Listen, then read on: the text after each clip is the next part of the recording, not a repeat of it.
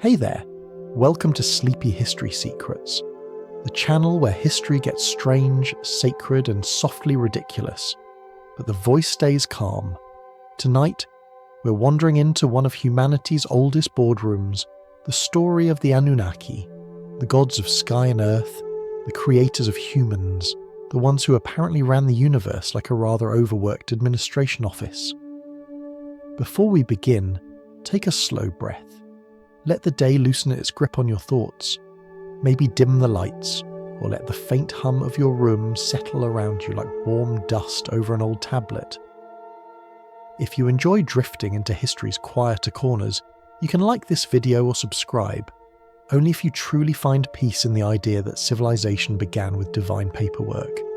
And when you're ready, leave a comment telling us where you're listening from and what time it is for you right now. There's something oddly comforting about knowing that, as we talk about the first gods of bureaucracy, thousands of us are awake in our own little cities scattered across the modern world, each of us playing a tiny part in a story that started 5,000 years ago. Now, let the world fade a little. Imagine a plain of slow-moving rivers, a sky that smells of rain, and the soft shine of wet clay and morning light. That's where everything begins. Not in silence, but in the quiet noise of civilization being invented. Let's drift gently into that beginning. In the land between the rivers, what we now call southern Iraq, dawn came not with colour but with texture, clay and mist.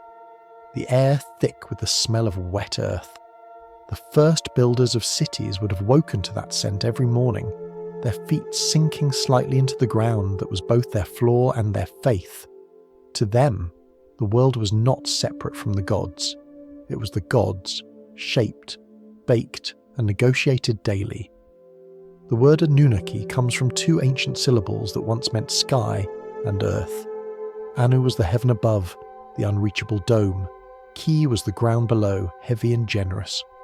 When you said Anuki, you were naming the entire structure of reality, the vertical axis that held existence together. The Anunnaki, then, were the ones who managed this link. Children of heaven, caretakers of earth. Not creators in the modern sense, but maintainers.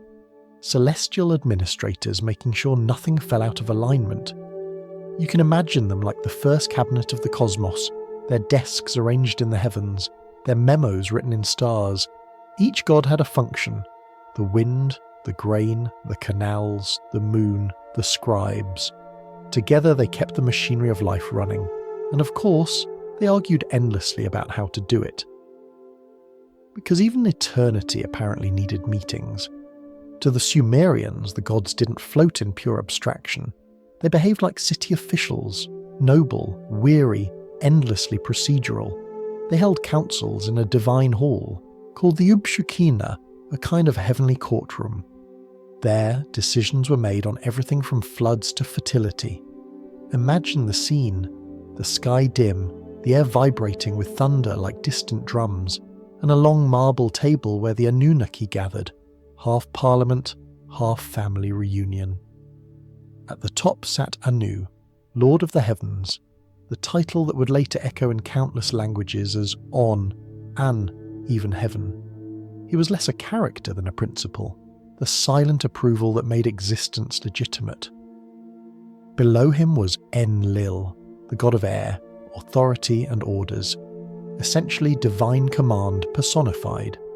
He moved storms and laws with the same casual motion. And then there was Enki, the god of fresh water and wisdom, whose smile was said to be as crooked as the canals he dug. He preferred negotiation over command, a trait that often made him the only reason humanity survived divine decisions. These three formed a triangle of cosmic governance: sky, air, and water. Everything else existed somewhere inside their arguments, and from their disputes came rules, rituals, and eventually cities. Down below, humans built temples that mirrored the heavens, brick for star, stair for cloud. Ziggurats rose like reversed mountains, their summits touching the realm of the gods. On each level, priests kept schedules as strict as the orbits of planets. Morning incense, noon recitation, evening offerings. The rhythm of devotion became the rhythm of time itself. You can almost see it, smoke curling upward, turning from scent into prayer. The same smoke drifting down again as rain. Heaven and earth performing their endless exchange. In their stories, the Anunnaki weren't distant creators who made the world and left.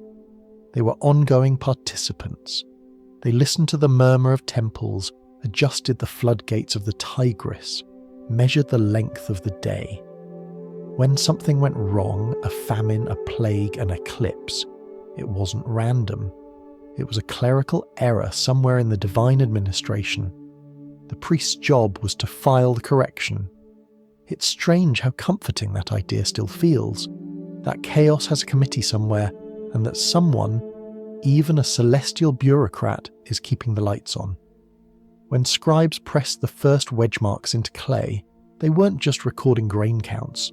They were, in a way, copying the handwriting of the gods.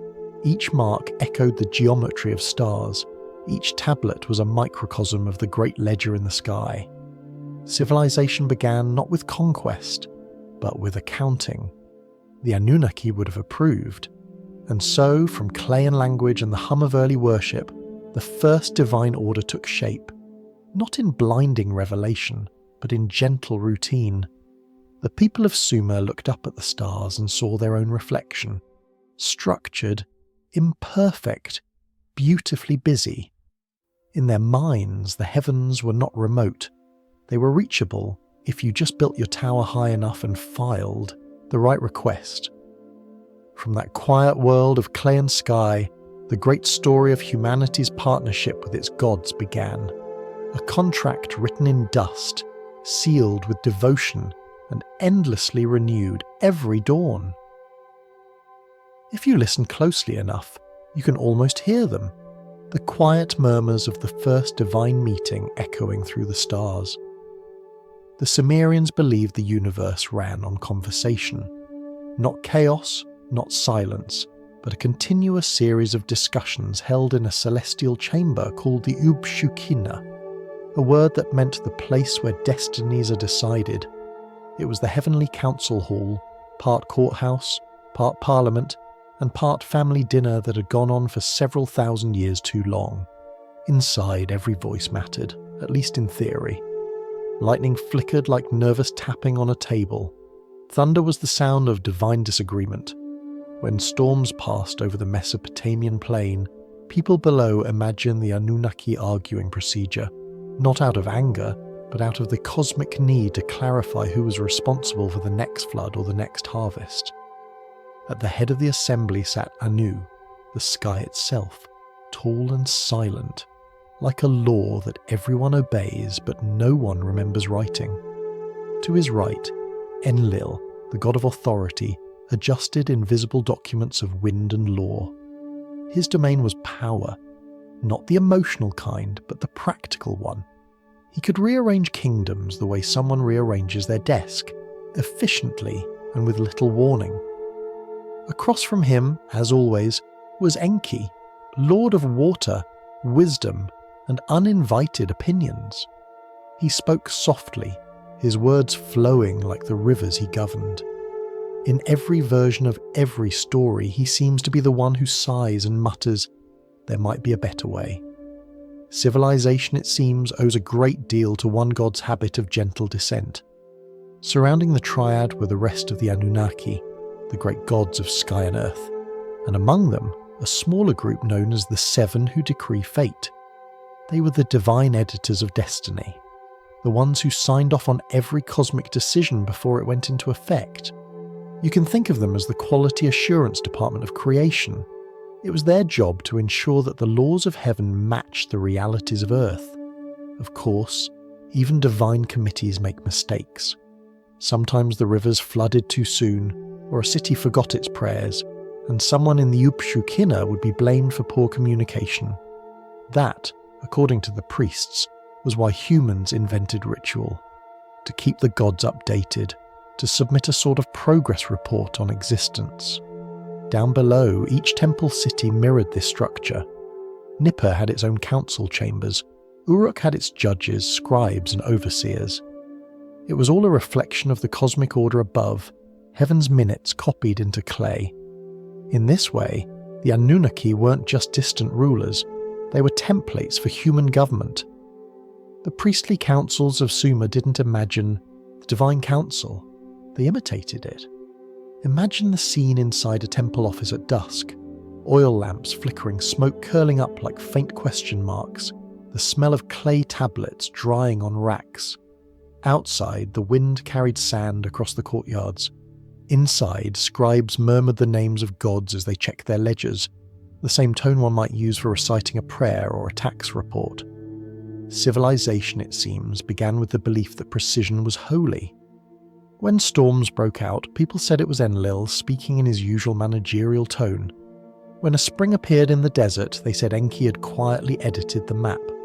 And when the night sky was unusually clear, it was because Anu had granted silence for a meeting well done. It's easy to smile at these ideas now, but they carry a strange elegance. To imagine the universe not as blind chance, but as organised debate, that's the dream of order in its earliest form. Even the stars above Nippur were said to gather in small groups, each constellation representing a different department of heaven. The Pleiades, for example, were seen as the council of the 7 judges, their slow rotation, a celestial roll call. For the Sumerians, to pray was not to beg, it was to file a request. The correct words, spoken at the correct time, moved through the layers of heaven like a letter passed along desks until it reached the right god's attention. A poorly phrased prayer was simply bad paperwork. Hence, the priests, trained in both language and law, were vital. They didn't just speak for the people, they translated human need into divine grammar. If the sky was the first office, then the Ubshukina was its headquarters. Every detail of cosmic life, tides, droughts, dreams, had to be discussed and approved. And in that strange reflection, the people of Sumer found reassurance. Their own councils, their own scribes, their own endless meetings were not signs of chaos, but of alignment with the universe itself. In a way, it's comforting to think of thunder not as fury, but as feedback. Each clap an official seal on some distant decision, each bolt a signature across the clouds. And so, under a ceiling of stars, humanity learned to imitate the heavens. Cities became models of divine procedure, temples became local branches of cosmic governance. The sound of hammers in a new city echoed the sound of Anunnaki debates. The laws carved in stone were only the earthly translations of rules written first in starlight. In that quiet symmetry, life gained meaning. To build, to record, to plan. All these acts were forms of worship. The gods had meetings, humans built minutes. The cycle went on for centuries, perfectly circular, perfectly reasonable. As night fell across the Tigris, the last oil lamps dimmed. The priests sealed their tablets for the day, confident that somewhere above their reports were being read aloud in the great council chamber of the stars. It was a bureaucracy that reached from clay to constellation, and it worked, at least most of the time. From here, the story drifts closer to the ground, to the temples and the scribes who tried to keep pace with the gods' relentless paperwork, and to the moment when heaven's neat order met the messy needs of daily life. You might think the heavens, once established, would be satisfied with simply existing. But no, perfection, it seems, demands record-keeping. After the Divine Council had arranged the laws of the cosmos, someone, probably Enlil, asked the fatal question, who's writing this down? And so, the universe discovered paperwork. In temples across Sumer, humans began to imitate what they imagined the gods were doing. Clay tablets replaced stars as the storage medium of choice. The same careful precision that once governed celestial bodies was now applied to barley, goats, and the alarming speed at which beer vanished from storage. Every ziggurat became a kind of cosmic filing tower. From the ground, they looked like stairways for gods. From above, perhaps like inboxes reaching toward the clouds. 7 layers rose one above another, each painted a different colour, each humming softly in the heat. On the lower levels, priests managed offerings and accounts. On the upper levels, scribes scratched signs into clay while the wind hummed around them like a ceiling fan of eternity. The smell inside a scribe's chamber was unmistakable. Lamp oil, clay dust, and the faint sweetness of reed styluses soaked in water. Here, the divine idea of order took on physical form. Every object had a mark, every event had a sign, and the act of writing became a small prayer performed with one's hands. When a scribe pressed a wedge into wet clay, it wasn't just a symbol, it was a repetition of creation itself. The triangle of the stylus mirrored the shape of mountains, the same geometry believed to form the bones of heaven. In that sense, each account of grain, each list of offerings, was a miniature cosmos, a perfect little world of data that made sense, at least until it rained. And of course, with records came responsibilities. Every temple soon needed auditors. Priests began arguing over inventory discrepancies. 3 jars of sesame oil missing was not merely an accounting error, it was a potential cosmic imbalance. If the universe ran on order, then one miscounted sheep could ripple through existence like a badly phrased prayer. The people of Sumer didn't separate the sacred from the practical. Keeping accounts was holy work. The scribe stylus, they said, was a divine gift, not from the gods of war or weather, but from the god of wisdom, Enki, whose mind was as fluid as his rivers. There's a quiet poetry in that. The idea that intelligence, like water, flows wherever it's given space. In Enki's temple at Eridu, records show thousands of workers, fields, and artisans, all managed by a team of scribes who probably thought of themselves less as servants of heaven and more as its administrative assistants. Every festival, every offering, every law had to be recorded. Clay archives multiplied, temple storerooms filled with tablets, until even the priests began losing track. Civilization, it seemed, was drowning in its own documentation. Somewhere, perhaps Enki smiled. For a god of water, paper flow was just another form of current.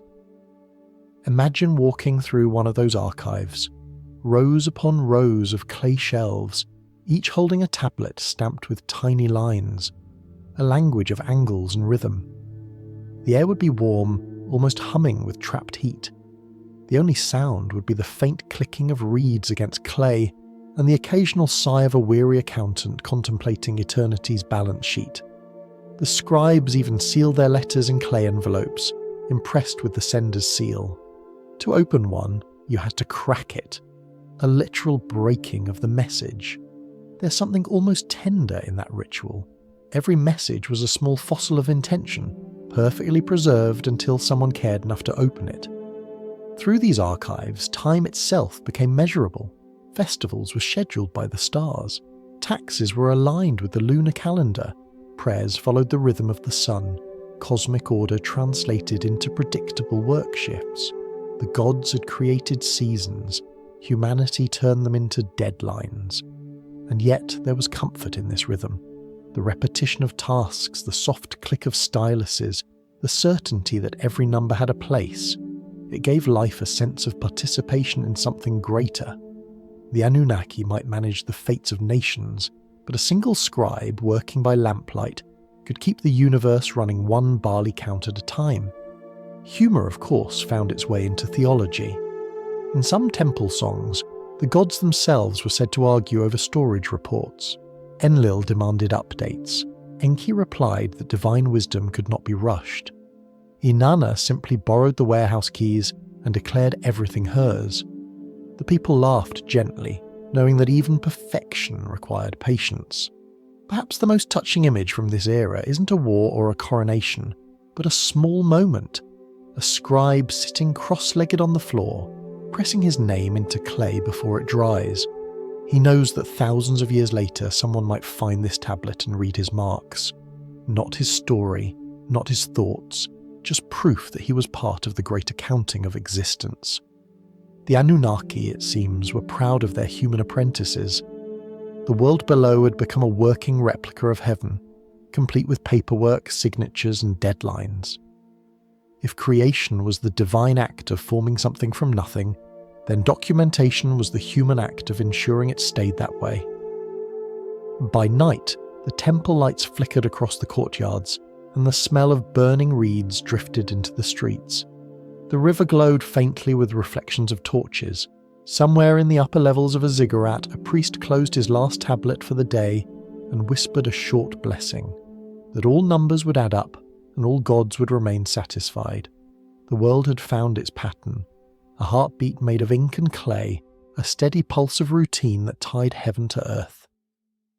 As we follow this pattern a little further, the story begins to stir with something unexpected: fatigue. Even gods, it turns out, grow tired of maintenance, and when the divine workforce starts demanding better conditions, history's first labour dispute is about to begin. It began, like most great crises, with overwork. In the long stretches of divine time, the Igigi gods, the junior staff of heaven, were assigned to dig canals, raise embankments, and keep the rivers of the world in polite alignment. For centuries they toiled under the shimmering light of Anu's sky, while the senior gods, the Anunnaki, met in their high chambers to discuss efficiency reports. It was a divine division of labour, and it worked beautifully, until it didn't. The tablets say that one night the Igigi put down their tools. The air was thick with dust and the canals shimmered with reflected moonlight. They gathered together and simply decided to stop. No speeches, no slogans, no torches, just the quiet refusal of tired immortals. You can almost imagine them standing there, covered in clay, whispering to one another, "Surely we weren't meant for this." The first strike in cosmic history had begun. When the Anunnaki Council heard the news, they reacted as all management does: confusion, then panic, then the sudden formation of a committee. Enlil, the god of command, was furious. To him, divine order was sacred, and rebellion, even a polite one, threatened the very structure of heaven. Anu, calm as ever, preferred to wait it out, believing fatigue was temporary. Only Enki, who had always been sympathetic to those who worked with their hands, suggested negotiation. But by then the workers had marched, or floated, or flown, right to the gates of the divine city. It said that the sound of their protest reached the throne room like distant thunder. The higher gods peered down from the clouds, bewildered. How could perfection be tired? How could immortality feel strain? For the first time, the Anunnaki realized that even eternity comes with administrative fatigue. After much debate, the kind that shakes both mountains and tempers, Enki proposed a solution. If the lesser gods no longer wished to labour, someone else could take their place. Not other gods, of course. That would defeat the purpose. Something new, something useful, something durable, and slightly less divine. "Let us create helpers," Enki said softly, "beings who can take on the work of the gods yet thrive in the soil they till." And so creation began, not as an act of art or love, but as a labour management strategy. The workshop of Enki was not a place of grandeur. Imagine a quiet chamber lit by oil lamps, walls lined with jars of sacred water from the deep, the air heavy with the smell of wet clay and cedar smoke. The goddess Nintu, also known as the womb of creation, stood beside him. Together they mixed the clay of the earth with something impossible, the essence of a fallen god, a drop of divine blood. The story never names which god was sacrificed, only that it was one who had raised his voice in the rebellion. From that union of earth and divinity, the first humans were shaped. They were smaller, softer, but astonishingly efficient. They could dig canals, carry baskets, tend fields, and, perhaps most importantly, they didn't argue about working hours. Enki looked at them with a quiet satisfaction. "They will serve," he said, not cruelly, but with the weary relief of someone who has finally solved an impossible spreadsheet. When the Anunnaki saw the new creatures move, they approved. The council recorded the arrangement as law. From now on, humans would maintain the earth, and the gods would rest. The first contract between heaven and humanity was signed not in ink but in silence. Down below, the new workers looked around and saw the wide rivers glinting under starlight, the fertile plains stretching endlessly, and the faint reflection of the moon in every puddle. They began their task, unaware that they were part of a celestial reorganization plan. For a while, it worked perfectly. The canals ran smoothly, the temples gleamed, and the Anunnaki finally enjoyed peace. They even introduced holidays, festivals of gratitude where humanity offered food, incense, and songs in exchange for rain and favour. It was a fair deal, as cosmic arrangements go. Yet, buried within the clay of humanity was a trace of that divine essence, the restless spark of the god whose blood had been mixed into the mould. It was not content with quiet obedience. It wanted to question, to imagine, to build, and eventually to complain. The humans began to speak more often, to sing, to tell stories. They multiplied faster than the Anunnaki expected. The sounds of life drifted upward: laughter, argument, music, a new kind of noise that had never existed before. Some of the gods smiled. Enlil did not. He heard the sound of human chatter and frowned. They were meant to serve quietly, he muttered. But the noise grew.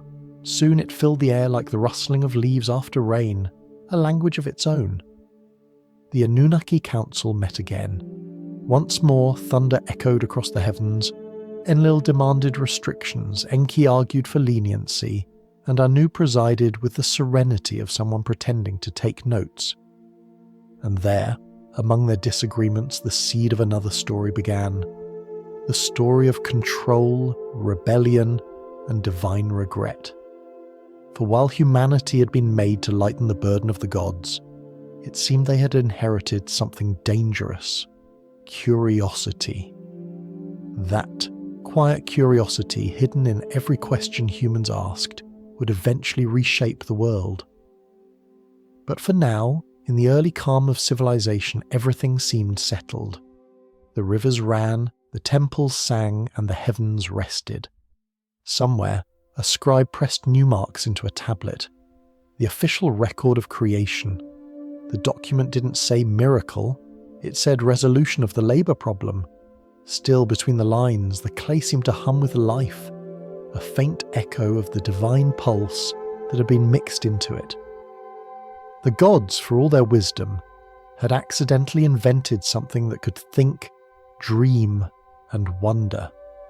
And once those things exist, they cannot be unmade. For now, the Anunnaki slept soundly, believing the matter settled. But sleep, as every mortal learns, is never as simple as it seems. For a time, the arrangement between heaven and earth seemed flawless. The gods had their peace, the rivers flowed in well-behaved channels, and humans were everywhere, farming, singing, carving, counting. From the towers of the ziggurats, the priests could look out over the fields and see what appeared to be perfection, a world that worked. But perfection has a habit of overreaching. When you design something too efficient, it keeps working even when you wish it would stop. The humans multiplied quickly. Every valley filled with laughter, every night echoed with stories told around small fires. Smoke from cooking fires rose into the same sky where the Anunnaki now rested. The gods had created servants, but what they saw instead was an entire species of enthusiasm. There were festivals every week, flutes played at inappropriate hours, and even the quiet marshes buzzed with chatter. Civilization, it seemed, had found its voice, and it was loud. At first, the noise was almost charming, the sound of living, breathing gratitude. But over time, it became a problem of scale. From his high seat in the heavens, Enlil listened to the growing roar of humanity and frowned. The hymns blended into arguments, the arguments into shouting, and soon even the wind was filled with what the tablets politely describe as disturbance. According to one old story, Enlil could not sleep for 7 days. The gods are patient, but they value silence. At the next divine council, the issue of noise pollution appeared on the agenda. The meeting, we're told, was not a pleasant one. Enlil demanded population control. Enki, true to form, argued for empathy. He suggested the noise was not disrespect, but life. They speak because they live, he said. They live because we gave them breath. Enlil was unmoved. Breath can be withdrawn, he said. And so the gods, in their first act of crowd management, decided to reduce the population of humanity. It began gently, a failed harvest, a shorter flood, a thinness in the grain stores. The air turned dry and the soil cracked. People wandered in search of food, praying loudly for relief, which ironically only worsened Enlil's headache.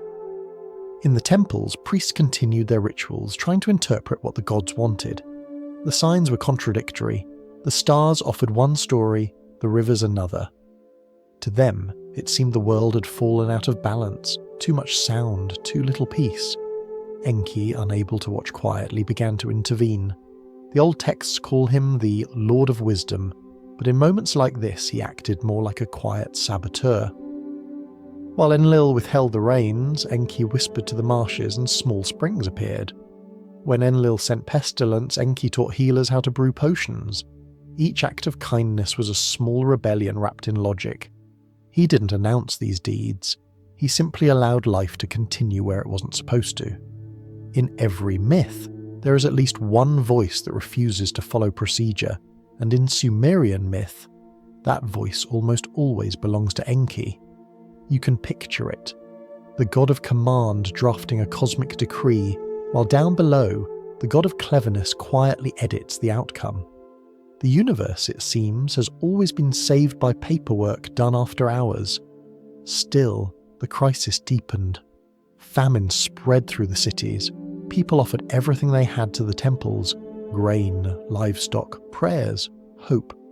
The priests themselves, hungry, filled their tablets with desperate records, offerings given, sacrifices made, results uncertain. In one version of the story, the Anunnaki themselves begin to feel uneasy. They depend on offerings for their sustenance, not in the physical sense, but as a form of cosmic reciprocity. If humans perish, the flow of devotion stops. The great divine economy begins to tremble. The problem, as Enki must have realized, wasn't human noise. It was divine impatience. The gods had created a species capable of joy and then punished it for using the gift. From the ground, the suffering of humanity looked like endless dust. Crops failed, canals turned to cracked lines in the earth, and the smell of rain became a memory. Families huddled in half-empty homes, whispering prayers that reached no one, or almost no one. Somewhere in the quiet dark beneath the waters, Enki stirred. His temple at Eridu still glimmered faintly with light from the oil lamps his priest kept burning. He listened to the silence between the prayers, to the small, unrecorded sounds of life struggling to persist, and he decided once again that compassion was worth the risk. He sent dreams to a few chosen people, simple visions of where to find water, how to store food, when to travel. The dreams were subtle, not grand miracles, the kind of help that can be explained away as luck. But the people remembered, and slowly life began to push back against drought. Up in the divine council, Enlil noticed the recovery. He was not amused. If they survive every test, he said, they will never learn reverence. Anu, distant as always, murmured that balance would restore itself. But even he must have known that balance is not a natural state. It's a temporary truce between extremes. And so, quietly, a decision was made to try again.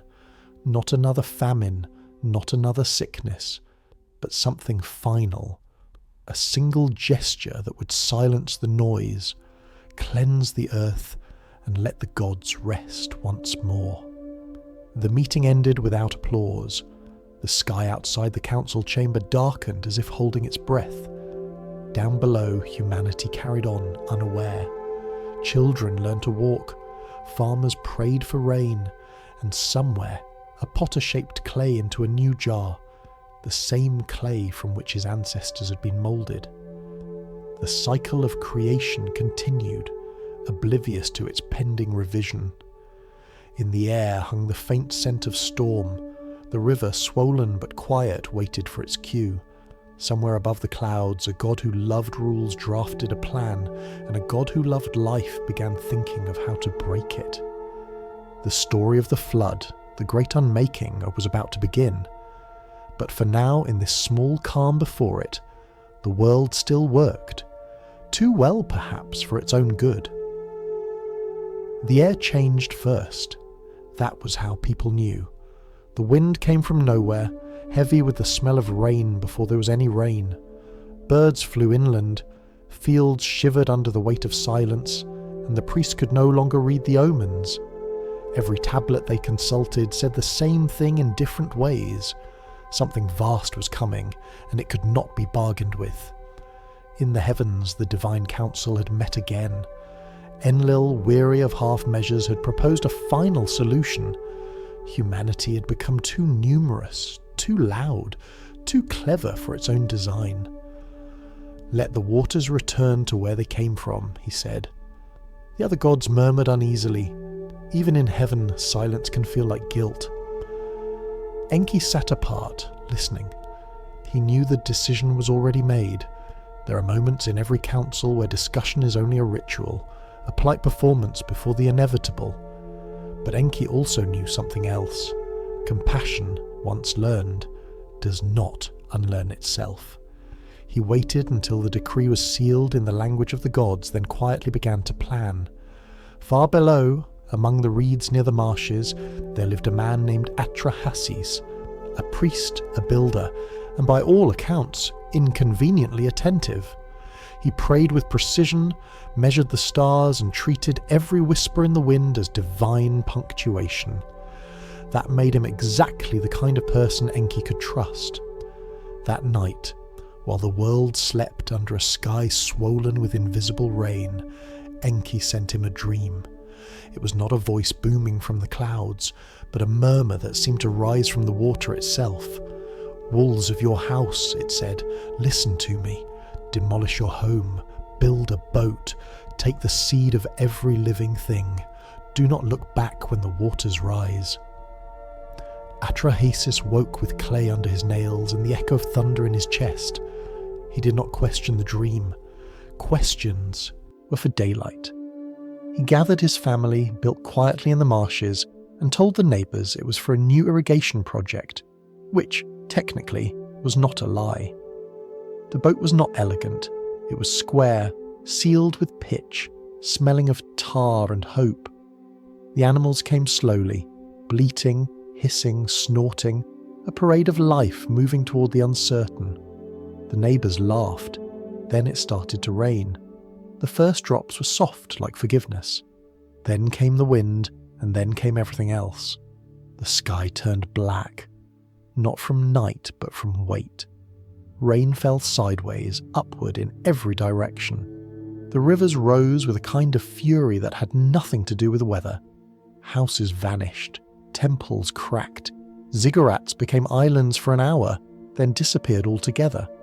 From above, the gods watched their own creation drown. Even Enlil, who had ordered it, seemed troubled. The tablets say he sat apart and stared into the distance, which is the closest Sumerian literature ever gets to an apology.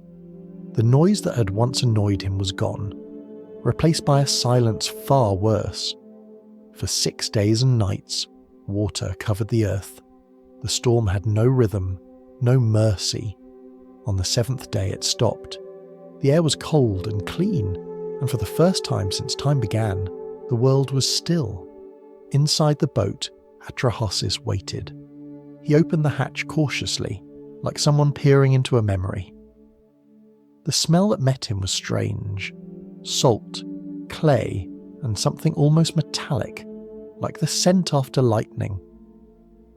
He looked out over the endless water and realised that the gods had succeeded. The world was new again and terribly empty. When the boat came to rest on a hilltop, the survivors stepped out, unsteady but alive. Atrahasis built an altar from driftwood and offered the first meal of the new world, bread and smoke rising together in the wind. Somewhere far above, the gods smelled it. Hunger, even divine hunger, is persuasive. One by one, they returned to the council. Anu said nothing. Enlil muttered about procedure. But Nintu, the goddess of birth, wept. "They are my children," she said, "and I have drowned them."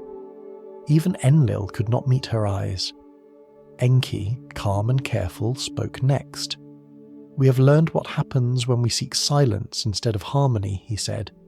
"If the world is too loud, teach it rhythm. If it grows too fast, teach it measure. But do not erase what you made. Creation does not forget being created." And so, the gods agreed on a new compromise. Humanity would endure, but the divine interference would fade. No more direct decrees, no more constant supervision. The connection between heaven and earth would remain, but only through symbols, omens, dreams, stories. The line would not be broken, but it would be thin enough to mistake for coincidence. It was the first great covenant, not written in stone, not carved in stars, but breathed into the world like a promise. Humanity would live, grow, and suffer, and the gods would watch, whispering only when absolutely necessary. The flood receded. Rivers found their beds again. Fish glittered among the reeds, and fields began to show the first stubborn green. In the ruins of cities, survivors built small shrines of baked brick, humble but sincere. They no longer prayed for perfection, only for balance. Atrahasis, the man who had listened, vanished quietly from the records.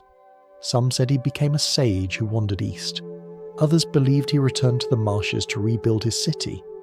The story does not insist on one ending, perhaps because survival in itself is enough of one.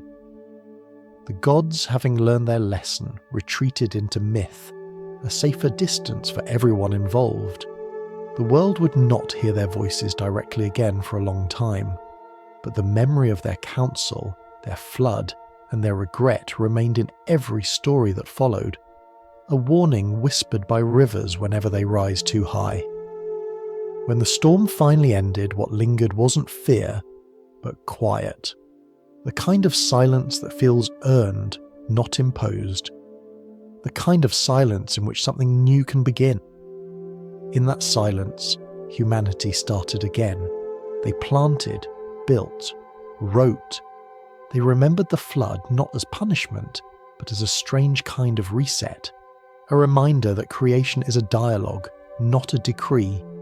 And somewhere, deep beneath the surface of the earth, Enki's waters murmured softly, carrying that lesson forward, that mercy is not weakness, and survival is the oldest prayer there is. From here, the story moves toward rebuilding, to the cities that rose from silt and memory, each one a tribute to the second chance the gods had reluctantly allowed. When the waters finally withdrew, the world smelled of beginning. The rivers ran slower, their surfaces calm as unspoken thoughts.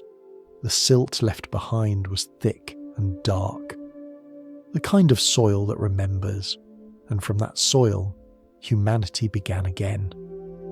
They built cautiously at first, like people unsure whether the sky could be trusted. The first city after the flood was small, almost shy. Mud brick houses clustered near the bends of rivers, surrounded by fields that looked both fragile and eternal. Smoke from cooking fires curled into the air like prayers rewritten. It was a quieter world, but not for long. The people carried the flood in their memory, not as a nightmare, but as a warning stitched into daily life. Every brick they laid, every canal they dug, was an act of defiance against forgetting. And so rose the first names that still echo in history: Eridu, Ur, Nippur, Uruk, cities of dust and devotion. Each one, according to the old belief, founded under the watch of a particular god, chosen not for power but for proximity. Eridu, the city of Enki, stood near the marshes, surrounded by reeds that whispered in the wind. It was said the god's temple there was built on the spot where the flood first receded. The waters had carried both destruction and renewal. And in Enki's quiet laughter, the people heard the promise that the two were inseparable. Dedicated to Nana, the moon god, became the night's reflection on earth, its ziggurat shining pale under the stars. Nipa honoured Enlil, perhaps out of caution, building its temple higher than the rest, as if hoping height could soften divine temperament. And Uruk, beloved of Inanna, bloomed into a city of music and ambition, where beauty was worship and worship was often loud. Each city was a branch office of heaven, a small embassy of the gods. Inside their temples, priests managed the sacred accounts, grain, livestock, incense, silver. To pray, you needed both faith and paperwork. Offerings were logged meticulously. No blessing was ever free of receipts. If you walked through the marketplace of Uruk at dawn, you might have smelled the mingled scents of bread, oil, and burning cedar. Merchants called out prices, children ran between stalls, scribes stood by shaded corners with styluses ready to record transactions for anyone who wanted divine legitimacy on a sale. Civilization was returning, not the chaos of survival, but the rhythm of routine. The gods, having sworn to keep a more respectful distance, were now invoked through ritual rather than command. Humanity became responsible for maintaining the link, a kind of spiritual maintenance contract renewed daily through ceremony. Inside each temple, the great idol of its patron god was tended like a living being. It was bathed, perfumed, dressed in linen, and offered food 3 times a day. The food wasn't eaten, of course, but that wasn't the point. What mattered was the gesture, the acknowledgement that balance was a dialogue. To feed the gods was to keep the universe running on time. Priests, especially the high ones, served as both accountants and ambassadors. They were trained to read signs in smoke, to calculate the will of heaven through the pattern of stars and the price of barley. And they were well paid for their troubles. Temples owned vast tracts of land, employed thousands of workers, and operated granaries that could feed entire cities. This was the quiet genius of Sumerian religion. It turned theology into infrastructure. Enki's philosophy, wisdom through management, lived on through these systems. Temples became the centres of everything: worship, economics, education, even law. A city without a temple was not a city. It was just a collection of houses waiting for meaning. The gods, of course, had favourites. Inanna's followers were known for their music, Enlil's for their discipline, Enki's for their curiosity. Each cult developed its own flavour of ritual, yet all agreed on one thing: the flood must never happen again. Not because it was feared, but because it was wasteful. A true god, they reasoned, maintains order without erasing it. In this new world, the act of remembering became sacred. Every story, every hymn, every piece of art was a thread connecting the present to the moment the water stopped. The people no longer saw themselves as survivors of punishment, but as partners in a fragile agreement. It's strange how practical that faith was. The Sumerians did not expect paradise. They expected stable irrigation. Their prayers were contracts, their rituals maintenance schedules. They believed that if you kept the world in order, by working, trading, and offering the proper share, the gods would honour their part of the bargain. In a way, that belief still survives. Every time someone builds a home higher than the last floodline, or keeps a record just in case, they're performing the same act of faith, that chaos can be negotiated if you keep the paperwork in order. But even in that new age of calm, the gods were never far away. They were the rain that returned at the right season, the glimmer in the river at twilight, the unspoken authority behind every law.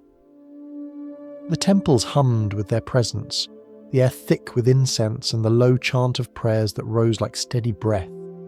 And yet, among the people, a quieter understanding took shape, that perhaps the gods needed humans as much as humans needed them. Not for labour this time, but for meaning. Without cities to worship them, the gods would fade into abstraction. Without the gods, cities would lose their rhythm. The flood had erased the world once, but it had also washed away the illusion of perfection. In its place stood something humbler and strangely stronger, a partnership built not on obedience, but on memory. At night, when the lamps flickered out and the wind blew gently through the temple courtyards, the priests believed they could hear the gods murmuring above the roofs, not in anger, but in conversation, as if the universe, after all its chaos, had finally learned to speak softly. And in that soft murmur was the promise that the gods and their cities would grow together, one dreaming in heaven, the other recording it on clay. From here, the story drifts toward a more personal rhythm, a celebration of life's cycles, where the divine and the human meet not in fear but in ceremony. The next tale is one of love, ritual and harvest, the marriage of heaven and grain. When the cities settled into their rhythm, when the temples grew tall enough to cast shadows across the marketplaces, and when the rivers began to keep time with the seasons again, humanity did something very human. It celebrated. The greatest of these celebrations was the Hieros Gamos, the sacred marriage. To the Sumerians, it was not simply a ceremony. It was the rehearsal of existence itself. Every year, as the barley ripened and the fields turned gold, the people gathered to watch the world renew its vows. Heaven and earth would marry once more, and in that union, life would remember how to begin. The ritual told an old story, older than any city, the love of Inanna, goddess of fertility and power, and Dumuzi, the shepherd king who ruled not by decree but by harvest. Their union symbolized everything that made life possible: rain meeting soil, seed meeting furrow, hope meeting time. In the great temple of Uruk, the air would shimmer with perfume and heat. Torches burned low, throwing the walls into soft gold.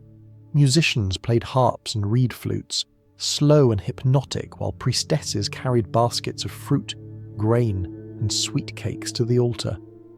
Every sound seemed to pulse in rhythm with the heartbeat of the city.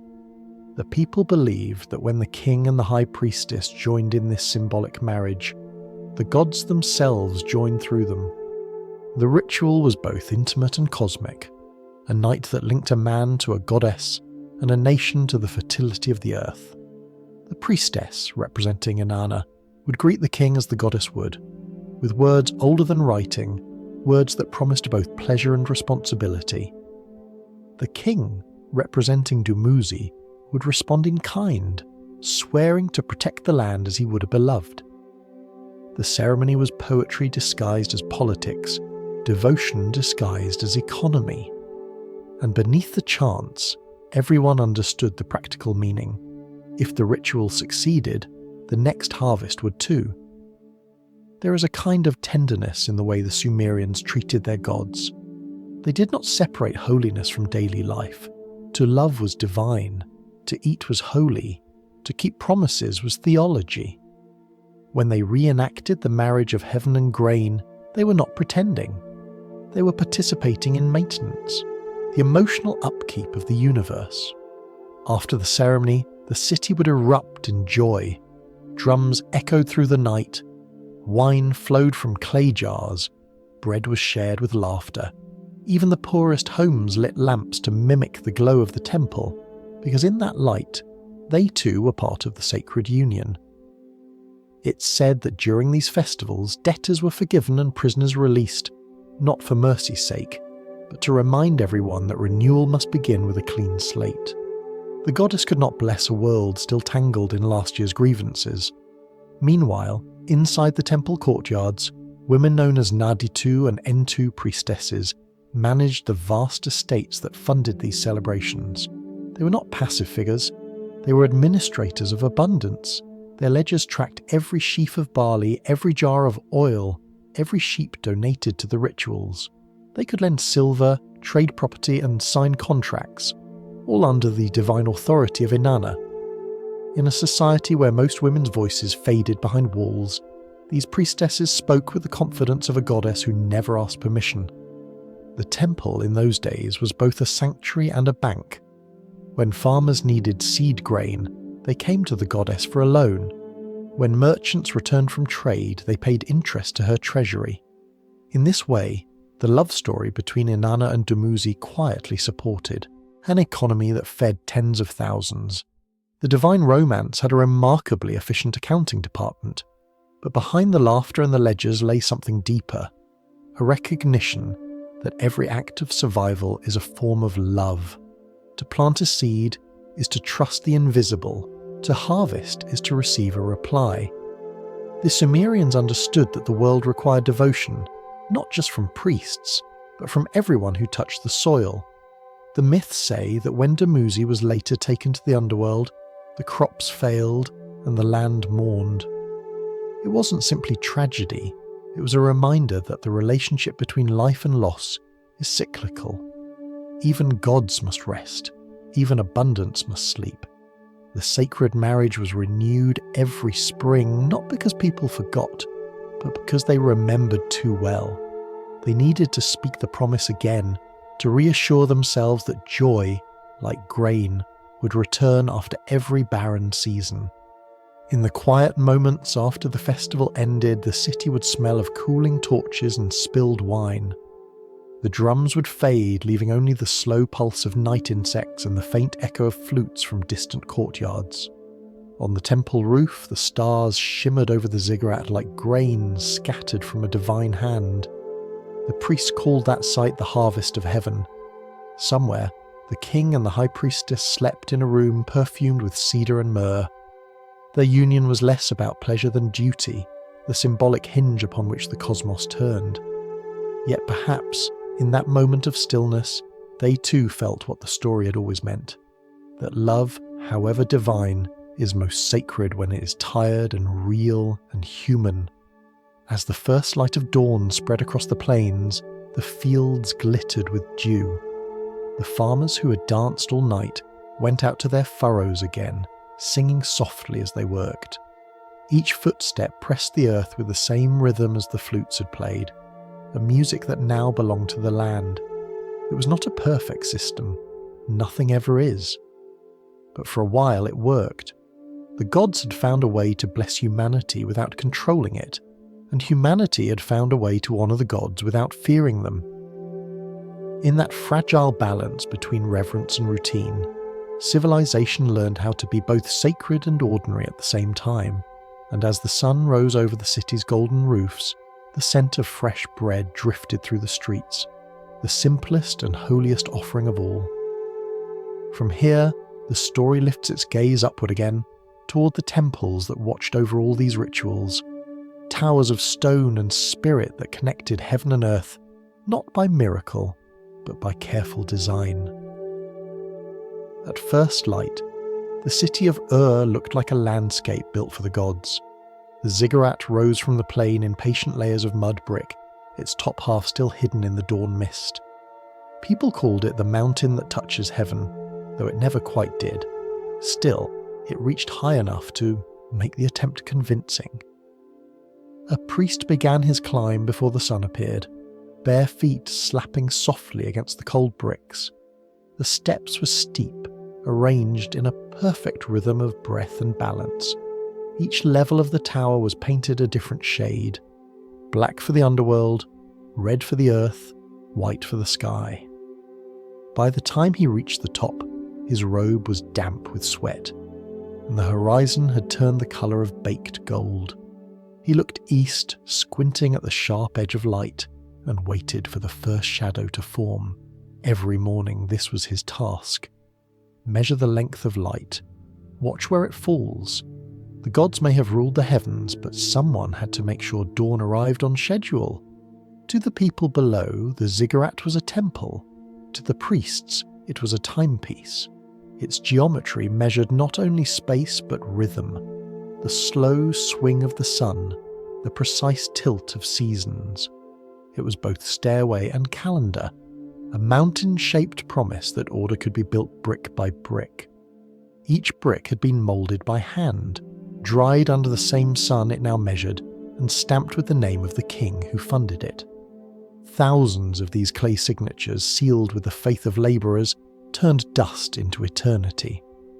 If you pressed your ear against the wall, you could almost hear the faint hum of effort, a memory of hands that no longer existed but still held the structure together.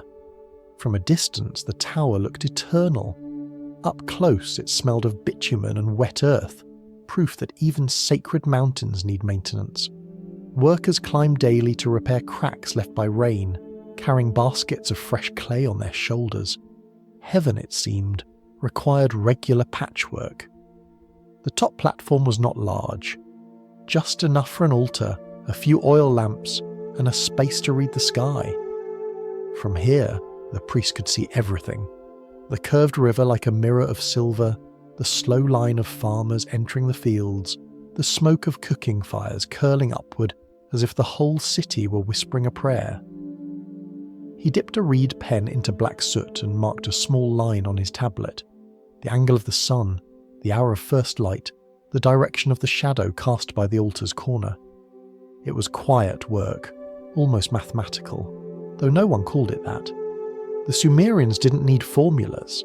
They had sunlight, habit, and patience. Each measurement became a hymn, a record of faith disguised as data. To them, time was not an abstract idea, but a living creature. It needed to be fed, counted, and coaxed into behaving.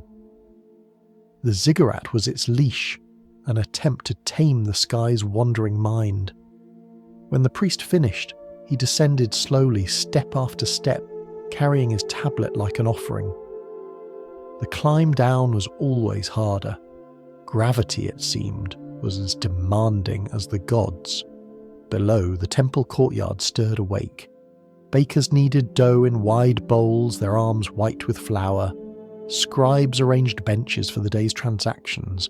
A boy chased a goat between the pillars until an older woman hissed at him to stop disturbing the gods. The city lived in choreography with the tower above it, each act timed to the same unseen pulse. The ziggurat's upper terrace was not just for observing light. At night, priests watched the stars from there, mapping their slow, eternal drift across the dark. Each movement was written down, not as prediction, but as conversation. The sky was speaking, and the priests were polite enough to take notes. They noticed patterns, the way Venus appeared before dawn, how the moon's shadow stretched thinner in certain months, how eclipses arrived like rare silences. None of it was random. The universe had an etiquette, and the ziggurat was its reminder. Sometimes the priests joked that the gods lived in upper offices and rarely answered messages. Still, they continued to send their reports upward, lines carved into clay, prayers disguised as statistics. It was a relationship built on observation and patience. Every festival, the tower became the city's axis. Processions circled its base, musicians played drums that echoed against the steps, and offerings of bread and oil were carried to the summit. Each level symbolized a layer of heaven, a reminder that devotion was not only spiritual but physical. To reach the gods, you just needed good calves. At dusk, when the last sunlight turned the bricks the colour of embers, the tower looked less like a building and more like a thought about order, about height, about how humans, endlessly patient, try to meet eternity halfway. The priest said that each brick was a prayer, not the kind spoken aloud, but the kind made with hands, a gesture that says, "I was here, I built, I believed." That was the quiet power of the ziggurat. It didn't reach heaven to conquer it. It reached up to remind heaven that Earth was still trying. Even now, long after its corners have melted back into dust, the ziggurat remains one of humanity's most ambitious metaphors. A staircase of devotion, a clock made of clay, a monument to the belief that order is sacred and repetition can be holy. And somewhere in that repetition, in the measuring of shadows, the repairing of cracks, the careful timing of rituals, humanity found comfort. Because if the world could be measured, it could also be managed. As the priest closed his eyes against the setting sun, He knew tomorrow would be the same. Another climb, another shadow, another line in the great calendar of existence. The tower would stand, the city would hum, and the sky would keep its appointments. From here, the story flows inward, from the architecture of belief to the mind that designed it. For within these temples of stone and shadow, one god's curiosity began to reshape the world, the quiet genius of Enki, who believed wisdom belonged not only to heaven, but to anyone clever enough to use it. If the ziggurat was the city's spine, then Enki's temple at Eridu was its mind, a quiet labyrinth of courtyards, storerooms, and echoing halls filled with the slow heartbeat of invention. The air smelled of baked earth, copper dust, and wet grain. Nothing glittered there. The divine didn't need to show off, it just needed to function. Here, the god of water and wisdom works not with thunder or fire, but with process. His domain wasn't destruction, it was design. He was the one who made things work, and unlike most gods, who demanded worship, Enki seemed to prefer curiosity. He was said to laugh often, the low kind of laugh that sounds like ripples under a boat. The temple floor was never still. Apprentices carried baskets of herbs, jars of oils, and sheets of thin copper. Scribes moved between rooms with clay tablets pressed against their chests like messages too important to drop. The temple brewed beer, distilled perfumes, purified water, smelted metals, treated wounds, and, depending on the day, experimented with whichever natural phenomenon had caught Enki's attention. If heaven was a council and the ziggurat a clock, Enki's temple was a workshop. Everything there ran on the same sacred principle: try it and see. The god himself was rarely depicted as fearsome. His statue showed a gentle smile, hands pouring streams of water that turned into fish and reeds. To the Sumerians, that image meant more than generosity. It meant flow. Wisdom, they believed, was a liquid, something that should move, not sit in one jar. Among the most mysterious ideas attributed to Enki were the me, small, abstract powers that governed civilization. Each me was a kind of recipe, a pattern that made something possible. There was a me for kingship, another for music, one for weaving, another for honesty. They weren't objects exactly, nor were they laws. They were the invisible instructions for how to be human. In the temple archives, scribes tried to describe them, but language struggled. One text compares the me to words written in water. Another calls them gifts that cannot be held but must be carried. The meaning is clear enough. Knowledge exists only when it is used. According to legend, Enki kept all the me stored in his temple, catalogued as carefully as grain. But stories about knowledge rarely stay simple. One day, Inanna, the same Inanna who had once danced through the sacred marriage, decided she deserved a few of these powers herself. She arrived unannounced at Enki's temple, wearing her best diplomacy smile. Enki, ever the gracious host, offered her food and the finest date wine in the storeroom. As the night wore on, the god of wisdom grew generous and slightly less careful. One by one, Inanna asked to borrow the me. Just for study, she said. Enki agreed, again and again. The records list over 100 gifts: truth, laughter, music, craftsmanship, mathematics, seduction. Everything from honest trade to well-timed flirtation. Each time, Enki nodded amiably, poured more wine, and continued talking about how civilization needed responsible management. By dawn, the goddess was gone, along with nearly all the me. When Enki sobered, the temple was strangely quiet. The air felt empty, as if even the walls were holding their breath. His assistants informed him of the situation, carefully avoiding eye contact. The god sighed. "She took everything, didn't she?" "She did," they said. He smiled. "Good. Now the world will get interesting." And it did. Inanna returned to her city of Uruk and released the gifts one by one. Music filled the streets, merchants argued passionately, poets invented metaphors, and someone discovered the idea of making bread round instead of flat. Civilization had acquired imagination. Enki could have sent soldiers or storms to retrieve the ME, but he didn't. Perhaps he knew that wisdom once shared cannot be repossessed. That story, retold for generations, became the Sumerians' explanation for progress. Not divine command, not heroic conquest, just curiosity, persuasion, and the occasional hangover. In the modern language of things, we might call Enki's temple the world's first university. It was where knowledge was organised, tested, and sometimes stolen, but never wasted. People came from other cities to learn how to brew, how to write, how to measure river depths, how to predict when the next flood would come. They didn't call it science, they called it service. There is something quietly beautiful about that. The belief that wisdom is not a personal possession, but a shared maintenance task. The priests of Enki saw themselves as caretakers of what the god had discovered. Their tablets were not secrets, they were reminders. Each one recorded a small victory of curiosity over chaos.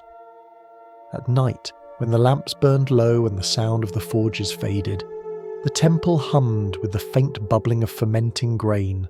Steam drifted from open jars. The air shimmered with warmth, light, and the whisper of experiments still alive. You can almost picture Enki walking through the halls, his footsteps leaving no mark, his hands tracing invisible lines in the air, as if rewriting the world in real time. He never demanded temples of gold or songs of praise. His faith was practical. Clean water, working systems, the quiet satisfaction of improvement. To honour him was to make something function a little better than it did yesterday. That philosophy, born in a city of clay, still lingers in every workshop, every laboratory, every place where a question is more sacred than an answer. Enki's wisdom was not about certainty but about persistence, the patience to try again. As the night deepened, the apprentices in Eridu would store their tablets, wash their hands in the cool water basins, and whisper a short prayer before sleep. May my thoughts flow like yours. The next morning, they would begin again, testing, refining, discovering. For them, knowledge was not a flash of revelation, it was a slow river winding toward the sea. And so the god of wisdom rested not because his work was finished, but because he trusted it would continue. The flow never stopped, it simply found new channels. From here, the story follows one such current, a tale of how knowledge became authority, and how a single stolen tablet reminded the world that power, like wisdom, is only ever borrowed. In every civilization, there comes a moment when someone asks the question no one wants answered. Who decides who decides? For the Sumerians, the answer was a single, terrifyingly organised object, the Tablet of Destinies. It wasn't made of gold or crystal, it was clay, like everything sacred in that world, rectangular, flat, covered in the tight geometry of cuneiform signs that no one could quite read unless they were supposed to. The marks weren't just words, they were permissions. Whoever held the tablet held the authority to write reality. To modern ears, it sounds like a metaphor. To the people of Mesopotamia, it was policy. The story begins quietly, as all great disasters do. The tablet belonged to Enlil, the god of air and command, whose handwriting was said to be precise enough to shape fate. Every law, every season, every hierarchy flowed from those wedge-shaped marks. It was the charter of the cosmos, and it needed constant updating. But one day, while Enlil was distracted by divine meetings, probably about flood control or festival schedules, the tablet went missing. It hadn't been misplaced, it had been stolen. The culprit was an ambitious creature known as Anzu, a lion-headed bird with wings like storm clouds and a voice like thunder clearing its throat. No one could quite agree why he took it. Some said pride, Others said curiosity. A few whispered that maybe he just wanted to see what would happen. Whatever the reason, the effect was immediate. Without the tablet, the universe forgot its rules. The winds lost direction. The rivers hesitated at their banks. Even the stars wobbled slightly, unsure of their routes. The gods looked around, confused, as if the entire cosmos had suddenly lost the Wi-Fi. Panic rippled through heaven. The divine council gathered, thunder rumbling over their heads like nervous conversation. Someone had to retrieve the tablet, but no one wanted to face Anzu. He had hidden high in the mountains, wings folded around the stolen artifact, the sky itself guarding him. It was Ninurta, the warrior son of Enlil, who finally volunteered, though some stories claim he was volunteered. He was brave, yes, but also practical. He knew that the universe ran on documentation. Without the tablet, even heroism would go unrecorded. The battle, when it came, was less thunderous than poetic. Arrows hissed through clouds, lightning sketched patterns across the horizon. Ninurta fought not for glory, but for clarity. In the end, he struck the creature down, retrieved the tablet, and brought it back to the council. The moment his fingers touched the clay, the world exhaled. The winds returned to their posts, the rivers resumed their work, and the stars found their lanes again. Enlil, relieved but slightly embarrassed, reinstated the old system. The tablet was sealed, locked, and stored in the deepest chamber of heaven, though everyone quietly suspected it would be stolen again someday. The story might sound like myth, but beneath the feathers and thunder it carried a truth humans understood too well. Power is paperwork. Whoever controls the documents controls the world. Every kingdom, every temple, every empire since has followed that same script. The Tablet of Destinies was simply the divine prototype, the first operating manual of existence. In later generations, scribes would copy its idea into every administrative tablet. You can see the lineage clearly. A priest recording grain counts was, in his own way, echoing Enlil. A city clerk adjusting taxes was, unknowingly, reenacting Ninurta's recovery. Restoring order to a system always one error away from collapse. The myth even carried a warning about technology. Knowledge can liberate, but it can also vanish in one impulsive act. A single theft, a single mistake, and the elegant machinery of civilization can grind to stillness. The Anzu story was less about rebellion and more about fragility, how everything depends on remembering how to keep the books balanced. And yet, there's another layer. When the story spread to later cities, Babylon, Assur, Nineveh, each empire quietly rewrote it. In Babylon's version, Marduk held the tablet, not Enlil. The authority of heaven was now Babylonian property. The clay had been updated, the author replaced, but the principle remained the same. Legitimacy flows from whoever has the best archive. That is how myths evolve. They don't change their logic, only their signatures. The Tablet of Destinies became a metaphor that empires could stamp with their own seals. If you ruled the world, you didn't need to invent new gods. You just needed to inherit their paperwork. There's an old proverb from a later scribe that captures it neatly. Every empire loses its passwords eventually. It sounds like humour, but it's also history. Power fades not when armies fall, but when the archives crumble, when the ink runs out, when the clay dries too quickly. Even now, long after the last temple fell silent, the story of the tablet still hums faintly beneath our habits. We keep records, issue certificates, print seals, backup data. We name files final version and still find ourselves revising them endlessly, as if chasing that same divine instinct to organise chaos one more time. You could say that the Anunnaki invented bureaucracy to keep the world intact, and humans inherited both the order and the anxiety that comes with it. Because to manage something so fragile, you must always believe that control is possible, even when it isn't. When the sun set over the city of Nippur, the tablets in the temple archives glowed faintly in the torchlight. Each one carried its own miniature universe, contracts, prayers, weather reports, dreams, and somewhere, behind it all, the invisible memory of the first tablet, the one that once vanished and took the world with it.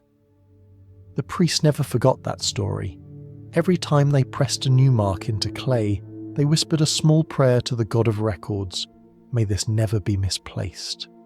Perhaps that's why civilization still exists, not because the gods were merciful, but because humanity became very good at making backups. From here, our story turns outward again, from mythic tablets to royal rituals, from divine administration to the trembling stage of kingship itself, where power is performed, questioned, and renewed with each new year. Every spring, when the fields began to shine with new shoots of barley and the air smelled of wet dust and expectation, the people of Babylon prepared for their most elaborate performance of faith and politics, the Akitu festival, the New Year's ritual that dared to reset both the calendar and the conscience of the world. It began not with trumpets or fireworks, but with cleaning. Streets swept, idols polished, temples scrubbed until they gleamed in the morning light. For 11 days the city became a stage where everyone had a role, from the humblest potter to the king himself. The gods, they believed, had created time, but humans had to keep it tidy. At the heart of it all stood the great temple of Marduk, the Assyria, the house whose top is heaven. Its courtyards filled with priests in linen robes, their chants rising like slow waves through the alleys. Musicians tuned harps and flutes, while merchants offered honey, figs, and fragrant oil for the ceremonies. Children followed the processions wide-eyed, not yet sure whether the gods were real or simply very well organised. The festival had two moods, reverence and laughter. Reverence for the gods who had once tamed chaos, and laughter because even reverence, left unchecked, becomes unbearable. The people believed that renewal required joy, a cleansing not just of the body but of mood. On the fourth day, the king himself entered the temple. His crown and sceptre were removed, his robes replaced with plain cloth. The chief priest stood before him, holding the statue of Marduk, the god who ruled the universe by divine paperwork. Then came the strange and humbling part. The priest struck the king's cheek. Not hard enough to wound, but hard enough to make him blink. It was the ritual reminder that even rulers could be corrected. The tablet of destiny might rest in the heavens, but on earth, accountability was sacred. As the story goes, if the king's eyes watered, it was a good omen, proof that his heart remained, humble and that Marduk approved of his rule. If not, the gods might need to reconsider their choice. There was no stronger audit in all of antiquity.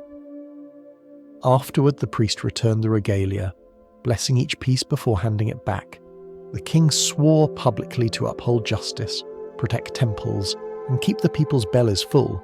It was part promise, part performance, part political therapy. For a few days each year, even the divine monarchy of Babylon remembered its humanity. Outside the temple, the city roared to life. Processions wound through the streets, carrying images of the gods on golden chariots. Bells rang from the ziggurat. Perfume smoke drifted through the air, blending with the smell of beer and roasted lamb. The crowd sang hymns that had been sung for centuries, words so old that even the singers no longer understood all of them, but knew their sound was enough. The festival was also an economic miracle. Temples opened their granaries, debt records were reviewed, prisoners pardoned, old contracts renewed. Renewal meant more than worship. It meant starting again in every sense. Even the accountants celebrated. The universe, for 1 week, balanced its books. By evening, the mood softened. Families gathered near the riverbanks, watching lanterns float on the water.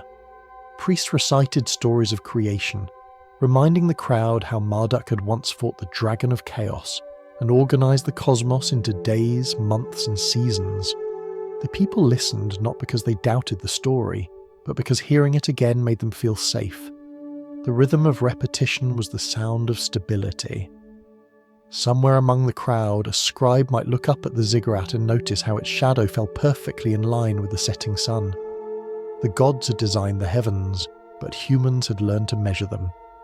That was the quiet meaning of Akitu, a celebration of partnership between divine order and human diligence. As night fell, torches flickered across rooftops. The city glowed like an offering laid at the feet of heaven. Musicians played long into the darkness, drums keeping time with the heartbeats of thousands. Laughter drifted through the narrow streets, mixed with prayers, confessions, and the occasional hiccup from too much temple beer. The gods, it was said, enjoyed the noise. Some scholars, many centuries later, would call Akitu a political invention, a ritual to remind people who ruled them. But that misses the tenderness at its centre. The festival was a mirror held up to both gods and kings, a reminder that power without renewal turns brittle, and that reverence without humour forgets its purpose. Every year, the same scene repeated. The strike, the tears, the laughter, the vow.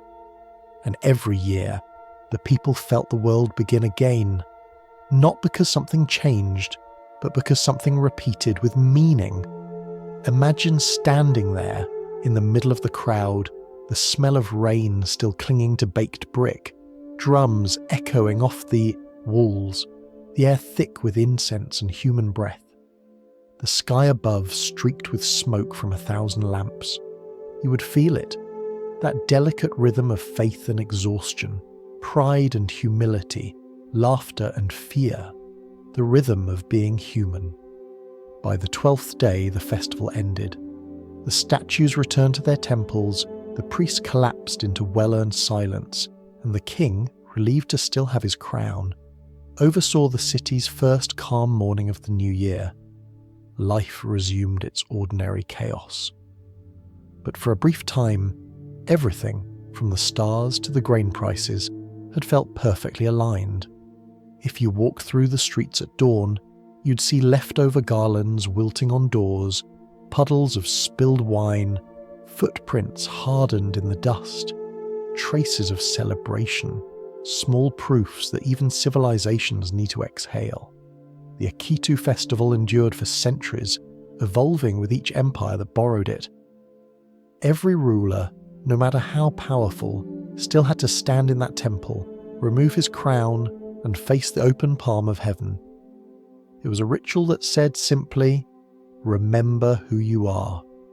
And from there, the story of kings and gods begins to merge, the divine and political learning to share the same throne. Our next step drifts toward that union, the rise of Babylon's greatest theological empire, where the universe itself was reorganized under new management, and Marduk, the bright-eyed administrator of creation, claimed the chair once held by the council of the Anunnaki. When the festival drums of Babylon fell silent, another sound took their place, the rustle of parchment, the shuffle of priests, the careful turning of tablets. The city had outgrown the old gods. It needed a manager, and heaven, as it turns out, was willing to promote from within. The name on everyone's lips was Marduk. He had started modestly, as a local deity, a god of storms, order, and reasonable paperwork. But Babylon was ambitious, and ambition is contagious. As the city expanded, its god did too. Within a few generations, he wasn't just overseeing the local weather, he was chairing the entire universe. It wasn't a coup exactly, more of a reorganization. The Divine Council, once a noisy assembly of the Anunnaki, quietly accepted that someone needed to streamline operations. Marduk's rise was described in a poem carved on 7 clay tablets, known later as the Enuma Elish. Scholars like to call it mythology, but if you listen carefully, it reads suspiciously like a press release. The poem begins before time, when chaos ruled the cosmos in the form of a vast, restless sea called Tiamat. Out of her depths came younger gods, restless and noisy, who disturbed the still waters with their energy. The older generation, as elders do, complained. Tiamat decided to put an end to the disruption by creating an army of monsters, dragons, serpents, and winds with too many wings. Enter Marduk, young, organised, and disturbingly confident. He volunteered to handle the situation on one condition: that if he succeeded, the council would make him supreme. It was history's first example of merit-based promotion. Armed with the four winds and a borrowed storm, Marduk confronted Tiamat. The myth says he split her body in two. Half became the sky, half became the earth. Out of her ribs he drew mountains. From her tears, rivers. In modern terms, he turned chaos into resources. The other gods, impressed by both his initiative and his project management skills, crowned him king of heaven and earth. They handed him the Tablet of Destinies, that old symbol of authority, now updated for a new regime. To commemorate the event, they gave him 50 names. Each one represented a function: judge, healer, builder, teacher, stormbringer, peacekeeper. It was less poetry than job description, a divine resume that stretched for several pages. Babylon's priests copied it endlessly, chanting each name during the Akitu festival as a reminder that the cosmos had a central office again. Marduk didn't abolish the Anunnaki, he reorganized them. The ancient council became his advisory board. Enlil retained a ceremonial title. Anu was shifted into honorary retirement. Enki, the old god of wisdom, now served as chief engineer. Even the rebellious winds of Tiamat's army found employment as guardians of temple doors. Nothing was wasted. Babylon understood efficiency. The new theology served a practical purpose. It justified the city's growing power. If Marduk ruled the heavens, then Babylon, his earthly mirror, must rule the earth. Each festival, each royal proclamation, was part of the same system. Divine order as civic policy. The king was no longer just a ruler, he was the earthly proxy of cosmic administration. Every tax, every law, every recorded grain of barley was, in theory, part of Marduk's grand accounting. Inside the temple of Esagila, priests recited the Enuma Elish every new year. By day 5 of the festival, when the world was believed to hover between destruction and renewal, the chant of creation echoed through the marble halls.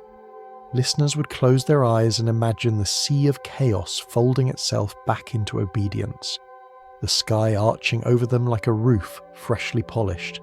It wasn't just religion, it was reassurance. The universe, they were told, had a plan, and someone had the paperwork to prove it. You can almost picture the scene: the priest, his voice steady as he read from the tablet, the crowd swaying gently, smoke from burning cedar curling through the air.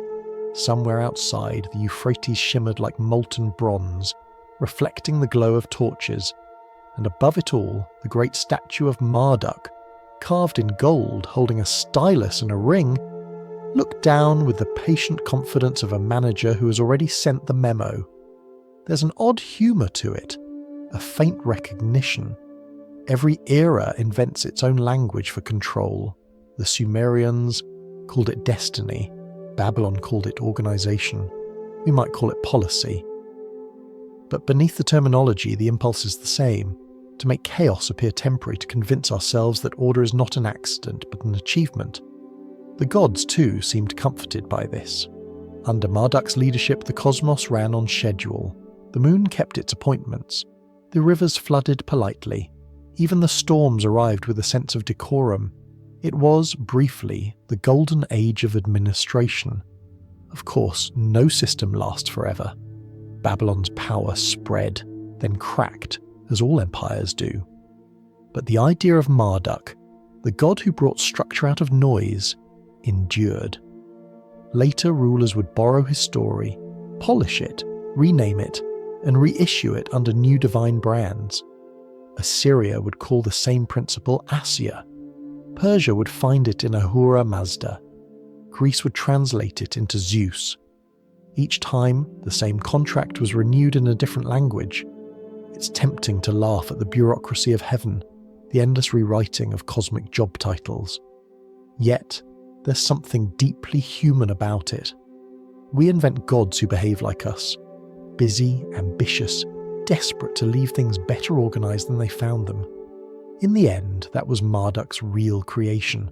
Not the world itself, but the belief that order requires effort. And somewhere in that belief, in the careful copying of tablets, in the chanting of his 50 names, in the way sunlight struck the ziggurat at noon, Babylon found its rhythm. The city became not just a place, but an idea. That structure can be sacred, and that every new beginning needs someone willing to take notes. From here, the story stretches northward, to a land where the winds were sharper, the walls higher, and the gods dressed for war. In Assyria, heaven learned to march in formation. North of Babylon, where the hills began to rise and the air smelled faintly of iron and wind, another empire was watching. Assyria had always admired Babylon's theology, the hierarchy, the rituals, the way it made power seem inevitable. But admiration has a short shelf life when ambition is hungry.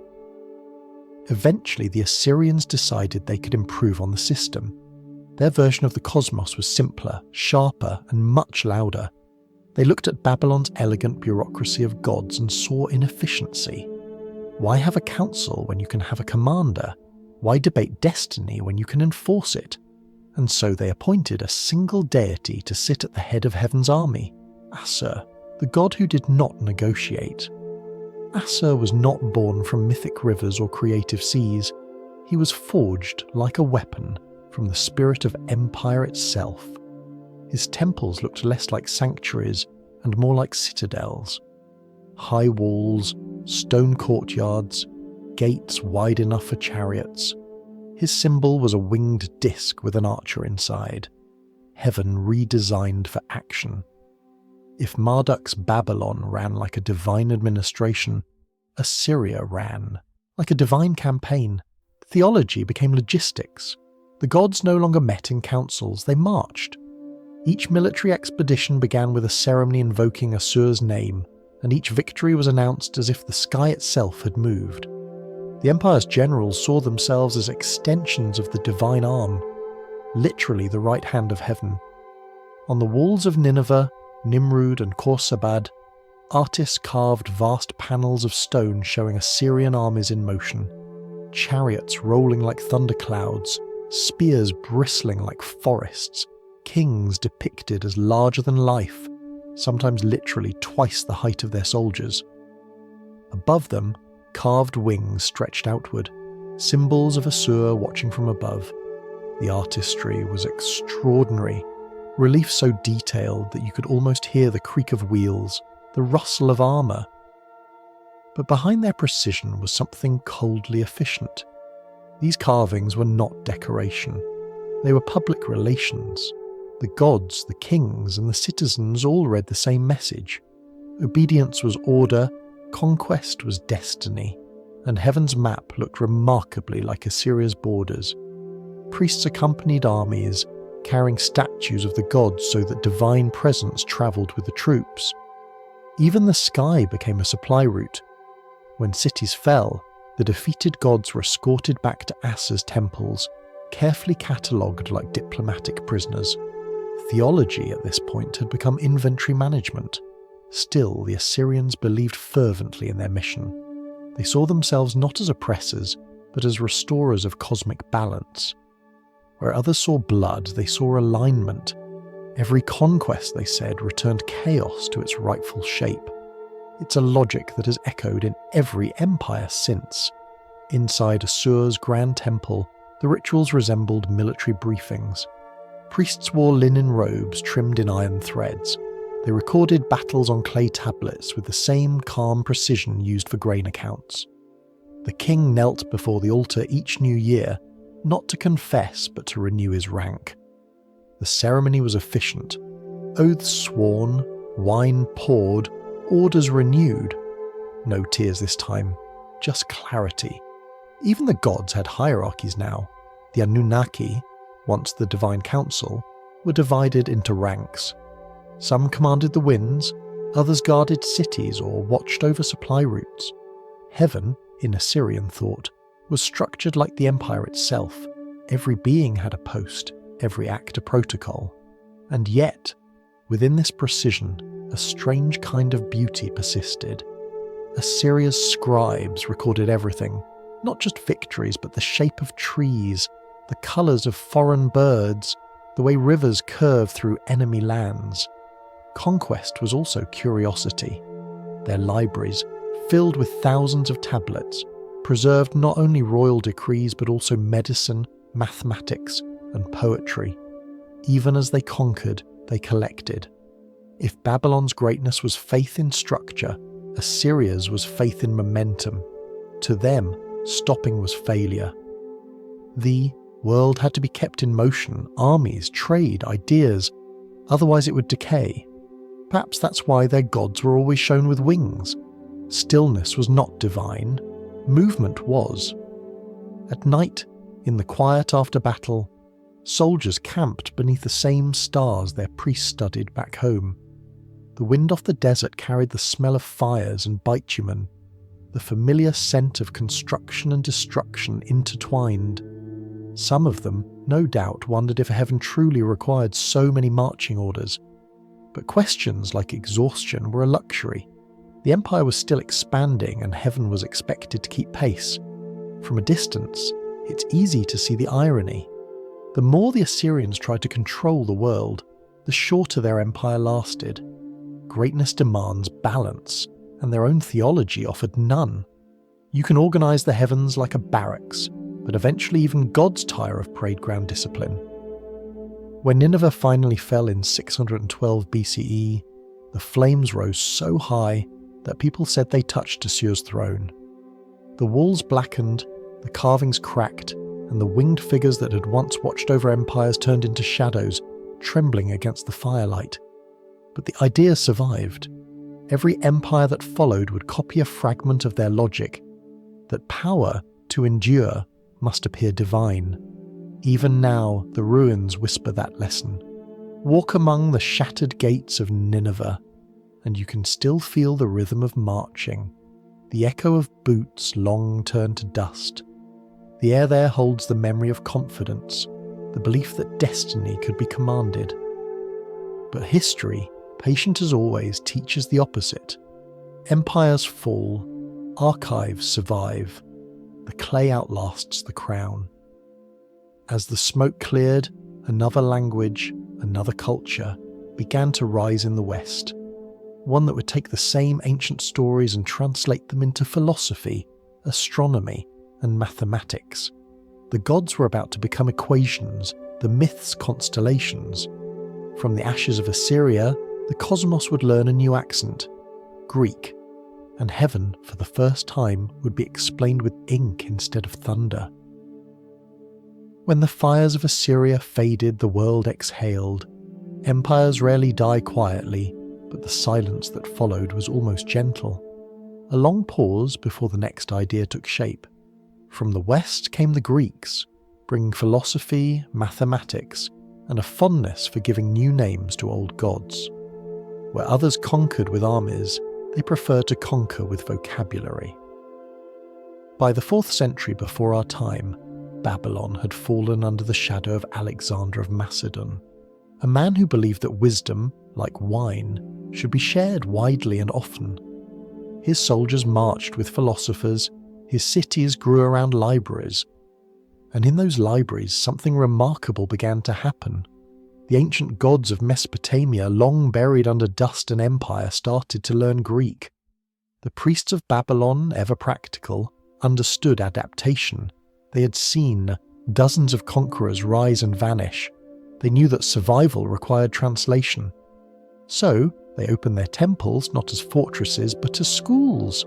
The scribes who once copied hymns now taught geometry. The watchers of the stars became mathematicians. The old language of devotion, the rhythm of ritual and prayer, was rewritten in the grammar of science.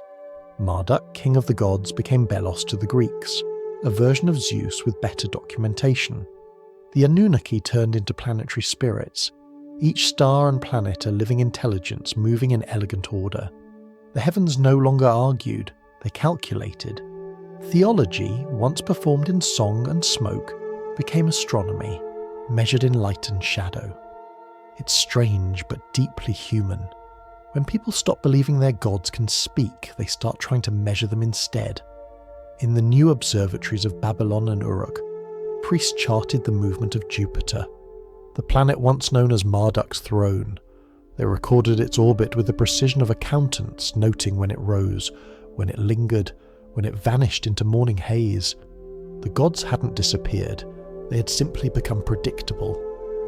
Imagine one of those nights, a rooftop above the sleeping city, the faint scent of oil lamps and hot dust.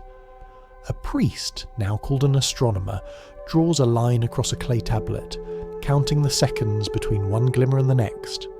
He doesn't call it worship anymore, but the act feels the same, quiet, reverent, full of wonder. The Greeks loved this mixture of myth and measurement. In their language, the Babylonian charts became ephemerides, daily diaries of the sky. They carried them back to Alexandria, to Athens, to Rhodes, where they were copied, studied, and refined. For the first time, the motions of heaven could be predicted not by prayer, but by arithmetic. But the beauty of the Hellenistic age was that it never entirely let go of poetry. Every equation was still a hymn, every circle a kind of devotion. The stars were divine grammar, and mathematicians were its translators. In marble courtyards filled with scrolls, Greek scholars debated the same questions that had kept Babylon's priests awake for centuries. What holds the heavens together? What keeps the planets in line? They no longer spoke of gods and chains. They spoke of harmonies and forces, different words for the same awe. The Library of Alexandria, the new heart of knowledge, became a sanctuary of these blended worlds. There, scholars in linen and ink-stained fingers copied Babylonian tables beside Egyptian calendars and Sumerian flood myths. Clay met parchment. Memory became manuscript. It was the first global collaboration, the Hellenistic translation service, where every language whispered into the next. Not all translations were perfect. Some gods were simplified, others were misunderstood. In the process, the emotional weight of Mesopotamia, its clay, its flood waters, its bureaucratic tenderness, grew lighter. The Greeks turned divine drama into elegant geometry. The cosmos lost a little of its personality, but gained coherence. The Anunnaki, once busy administrators of fate, became distant lights in the sky, divine mathematics with no need for office hours. Still, in small corners of the ancient world, the older rituals survived. Farmers continued to pour libations to Enki when the wells ran low. Midwives whispered to Nintu during childbirth. Scribes still began their workdays with the same soft murmur, "Let the words flow like water." Civilization had changed languages, but not habits. If you walked through a Greek port city at dusk, you might have seen it. A temple of marble beside a workshop of brass instruments. Inside, a scholar bends over an astrolabe, his face lit by lamplight, while an old Babylonian priest recites numbers beside him. They disagree on terminology, but not on meaning. One calls it calculation, the other calls it prophecy. Both are trying to understand why the world keeps moving in circles. That was the genius of this era. The refusal to choose between reason and reverence. They were two halves of the same coin, worn smooth by use. Knowledge did not replace faith, it translated it. The night sky became a text anyone could read, if only they learned the grammar of motion. The planets, once seen as capricious gods, were now patterns, repeating with gentle precision. To some, that predictability was divine perfection. To others, it was loneliness. The universe no longer spoke in voices, it hummed in numbers. But there was comfort in that hum.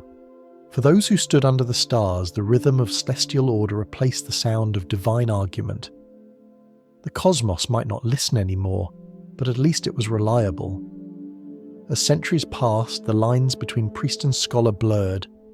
Babylon's last astronomers wrote their observations in Greek. Greek philosophers quoted Sumerian myths without realizing it. the threads of old belief had woven themselves into the very fabric of science. When the final Babylonian temple closed, no one declared an ending. The priests simply left their instruments in place, their tablets stacked neatly on the floor, as if expecting someone to return. And someone did. Not a worshipper, but a student, ready to measure the heavens once more. Knowledge had survived the gods, but it still carried their fingerprints, the longing for order, the trust in repetition, the quiet hope that the universe, if studied carefully enough, might yet answer back. From here, the story moves forward through centuries of silence and survival, to the translators, the scribes, and the wandering scholars who kept these ancient ideas alive. The gods may have fallen asleep, but their language kept evolving, whispering through new alphabets and across new deserts, waiting for the day someone would wake them again. Centuries passed, and the temples of Mesopotamia sank slowly back into the earth. The river shifted course, the reeds grew thick over the ruins, clay tablets once read daily by priests and scribes slept beneath layers of silt and sand.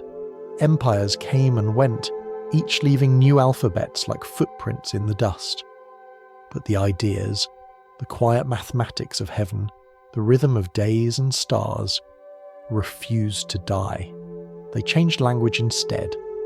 After the Greeks came the Romans, after the Romans the Persians, and after them the long twilight of forgotten kingdoms. And yet, hidden in corners of libraries and monasteries, fragments of the old world survived.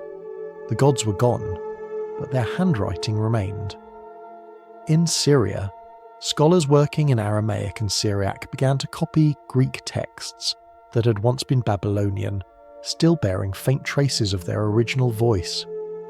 A scribe in Edessa might not have known Enki or Marduk by name, but when he translated treatises on astronomy and medicine, he was unknowingly preserving their legacy, the same careful measurements of sky and time once whispered in temple courtyards. Farther south, the Mandaeans, a small secretive community along the rivers of Mesopotamia, kept rituals that echoed ancient patterns. They spoke of light and darkness, of creation as a negotiation between chaos and water.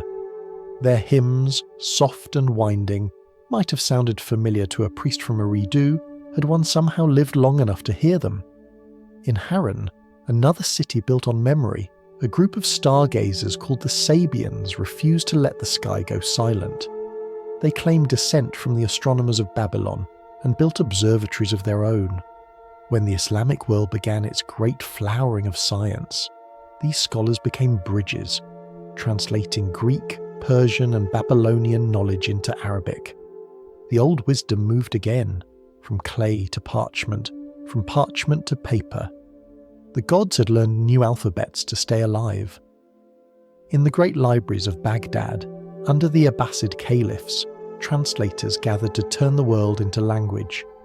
They worked in a place called Beit al-Hikmah, the House of Wisdom. Here, for the first time since the fall of Babylon, the universe was mapped in ink, illuminated by oil lamps that burned through the night. The hum of quills on paper was the sound of resurrection. Imagine it. Long tables covered in manuscripts, translators murmuring to one another across languages, a Greek geometry text beside a Syriac scroll beside an Arabic commentary, the smell of parchment, dust and ink thick in the air. Outside, the muezzin's call echoed from distant minarets, blending with the rustle of pages. In one corner, a scholar leans over a star chart originally drawn in Babylon centuries earlier. He traces the orbit of Jupiter, now renamed Al-Mushtari, his fingers smudged with ink. He doesn't know the tablet's lineage, but his calculations follow the same rhythm, the heartbeat of a very old idea, that time can be measured and meaning can be found in motion. Astrology, medicine, mathematics, law. All these disciplines were threads woven from the same ancient loom. The priests of Enki had once prescribed herbal remedies. Their methods found echoes in Arabic medical manuals. The old flood myths reappeared in Quranic verses and Christian homilies.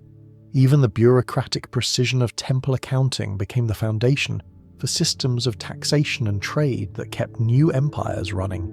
The Mesopotamian gods had stopped speaking, but humanity had learned to imitate their tone. It's tempting to think of this as progress, a clean line from myth to science. But it wasn't a straight path.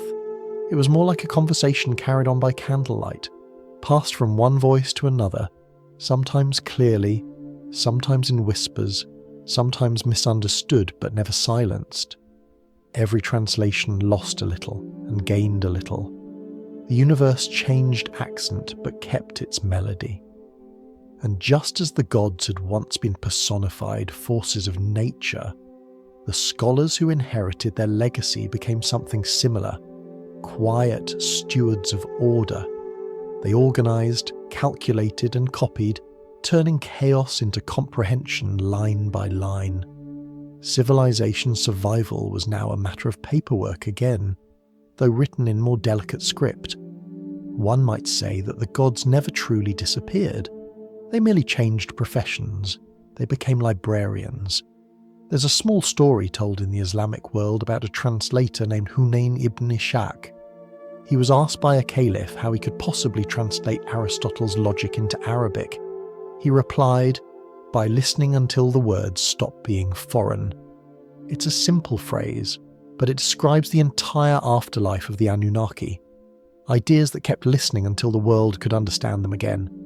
Even after the Mongols sacked Baghdad and the libraries burned, even after centuries of loss, something endured. Scholars in Spain copied the Arabic versions of Greek texts, which still carried the fingerprints of Babylonian thought.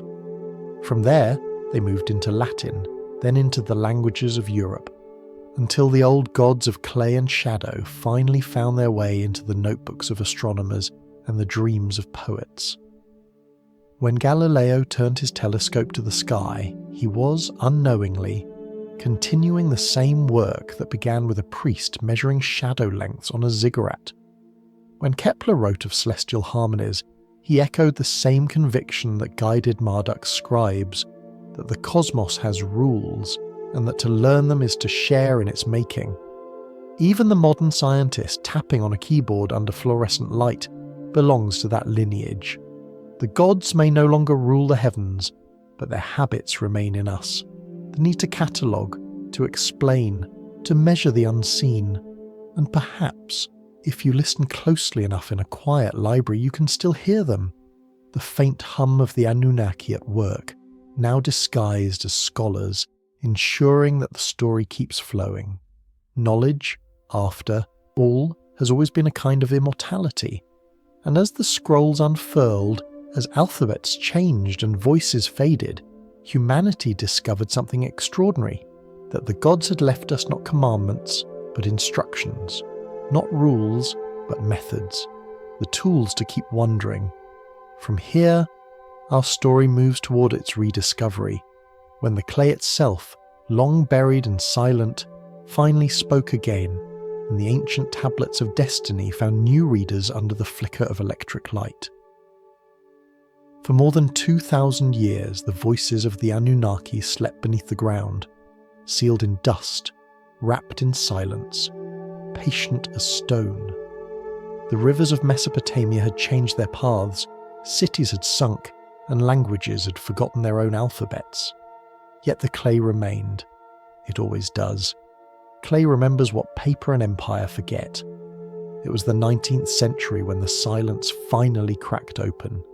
The first archaeologists, part adventurers, part bureaucrats with shovels, arrived with maps that still called the region by its biblical names: Nineveh, Babylon.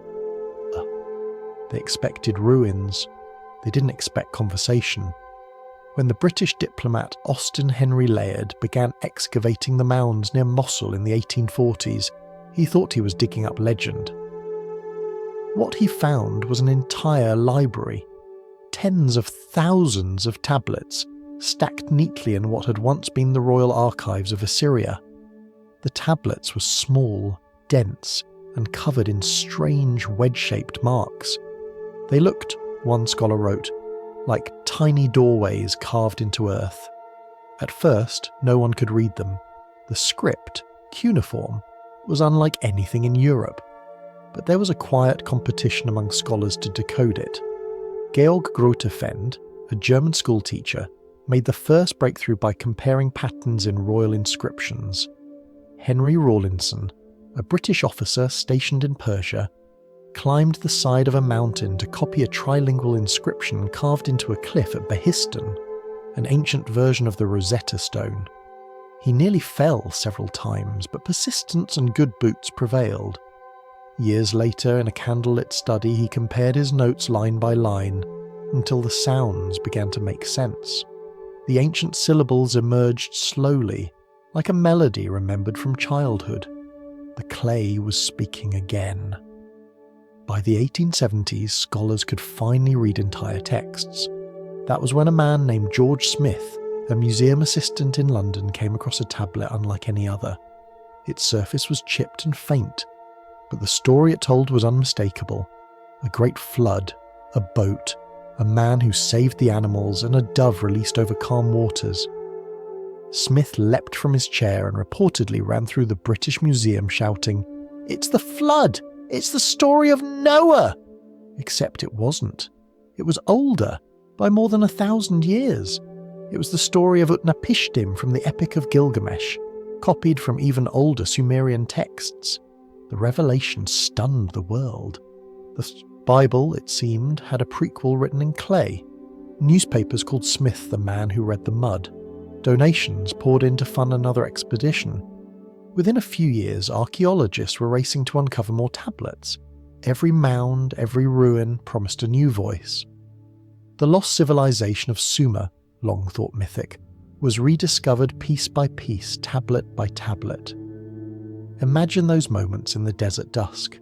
Men in dust-covered hats brushing sand away from fragments of text that hadn't seen light since the Bronze Age. When they held a tablet up to the sun, the markings glowed softly, the shadows of each wedge catching the last orange light.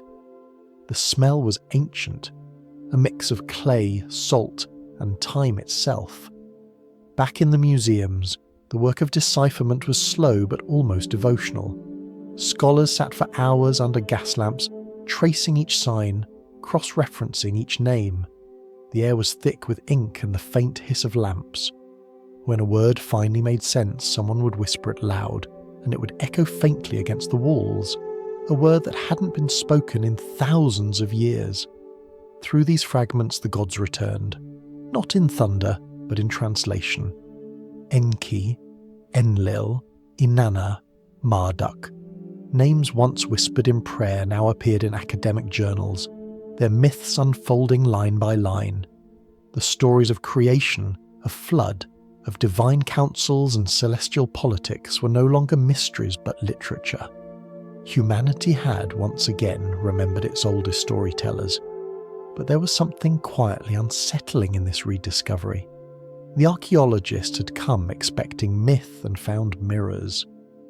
The tablets described bureaucracies of heaven, tax systems and legal codes that felt eerily familiar. Civilization, it seemed, had always been balancing order and anxiety, faith and paperwork. One scholar wrote in his diary, "We have uncovered not gods, but ourselves," written in another grammar. And yet, despite the dust and the cracks, the old words still breathed. When the Epic of Gilgamesh was first read aloud in full, its rhythm astonished listeners. The sentences rose and fell with the same cadence as modern speech. The hero's grief, his search for immortality, his final acceptance of mortality. They were not alien thoughts. They were timeless. It's strange to think that the oldest known literature began as marks pressed into wet clay with a reed, an act of faith in permanence by people who could not imagine steel or digital archives. They trusted only the earth itself to remember, and it did. Each tablet was a small resurrection, each translation a prayer rewritten in modern ink. For the scholars who worked by lamplight, deciphering the ancient code was more than science, it was communion. They were speaking with ghosts. Even the fragments that broke mid-sentence seemed alive. A missing line felt less like loss than anticipation, as though the gods themselves had paused mid-thought. When the first museums displayed these tablets to the public, people stood silently before them, reading the plaques as though they were eavesdropping on creation. It was a humbling sight, proof that even in a world of machines and electricity, humans still listened for the voice of clay. After 3,000 years, the paperwork had finally come back, and as the scholars finished their translations and the lights dimmed in the libraries of London, Berlin and Paris, a strange calm filled the air. The clay had waited long enough. It had nothing left to prove. From here, the story turns toward reflection, to what these rediscoveries revealed not just about ancient gods, but about the human need to order, to preserve, and to find meaning in the repetition of history. The next chapter unfolds among ledgers and laboratories, where the accountants of heaven find their counterparts in the modern scholars of earth. By the early 20th century, the ruins of Mesopotamia had turned into archives. What began as heroic exploration, sandstorms, tents, brushes over fragile clay, had settled into the quiet routine of cataloguing. The golden age of discovery gave way to the grey age of paperwork, and perhaps that was fitting. After all, no civilization loved documentation more than the one they were unearthing. In the cool halls of the British Museum, the Louvre, and the Berlin Vorderasiatische Museum, rows of clay tablets stood neatly labelled behind glass. The world had expected myths. What it found instead was spreadsheets, receipts for barley deliveries, marriage contracts, lists of temple wages, calculations of brick output per worker. It turned out the gods had kept excellent records. A century earlier, the Epic of Gilgamesh had awakened the imagination of poets and theologians. Now, thousands of more ordinary tablets revealed the daily heartbeat of the civilization that produced those myths. The Anunnaki, it seemed, were not only divine overseers of fate, they were also managers of an astonishingly detailed bureaucracy. In one collection from Ur, archaeologists found ledgers tracking every goat sacrificed in the temple, every jar of beer distributed to workers, every ration of oil consumed during rituals. The handwriting varied, some confident, some sloppy, some likely written in the dark after too much barley wine. But the devotion to accuracy was universal. Each tablet was stamped with the scribe's seal, often a tiny cylinder rolled across the surface to leave a relief image, a procession of priests, a star, a bull, or the mark of a household. When you hold one of those tablets in your hand, the impressions are still sharp. You can feel the thumbprint of the person who pressed the clay more than 4,000 years ago. Their workday, their small act of diligence, has outlived every kingdom they served. As scholars translated these records, the picture of the ancient world shifted. Civilization wasn't built by kings and gods alone. It was maintained by clerks.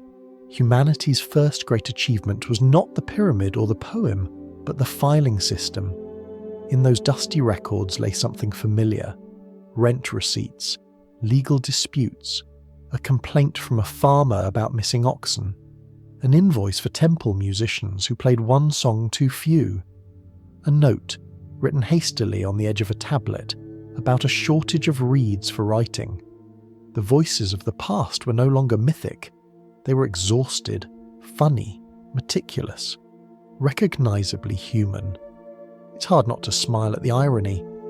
After thousands of years, archaeologists and museum curators became what the Sumerian priests had once been, record keepers of eternity. Each new catalogue entry was a mirror of the old one. A curator logging a tablet into a modern database was repeating the same motion as the scribe who had first shaped it, pressing order into chaos one symbol at a time.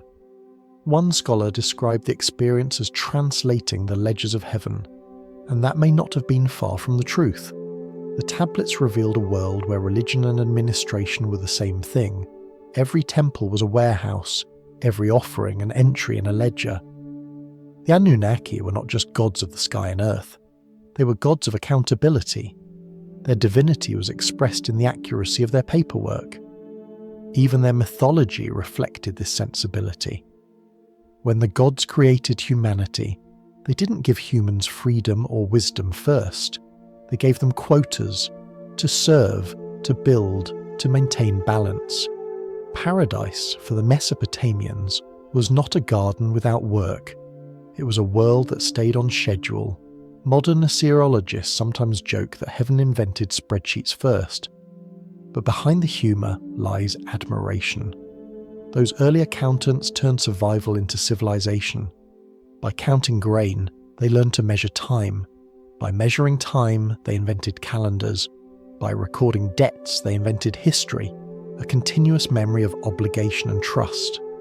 If you walk through a modern office late at night, the soft hum of computers, the glow of screens, the quiet shuffle of papers, it might feel oddly familiar to a Babylonian temple.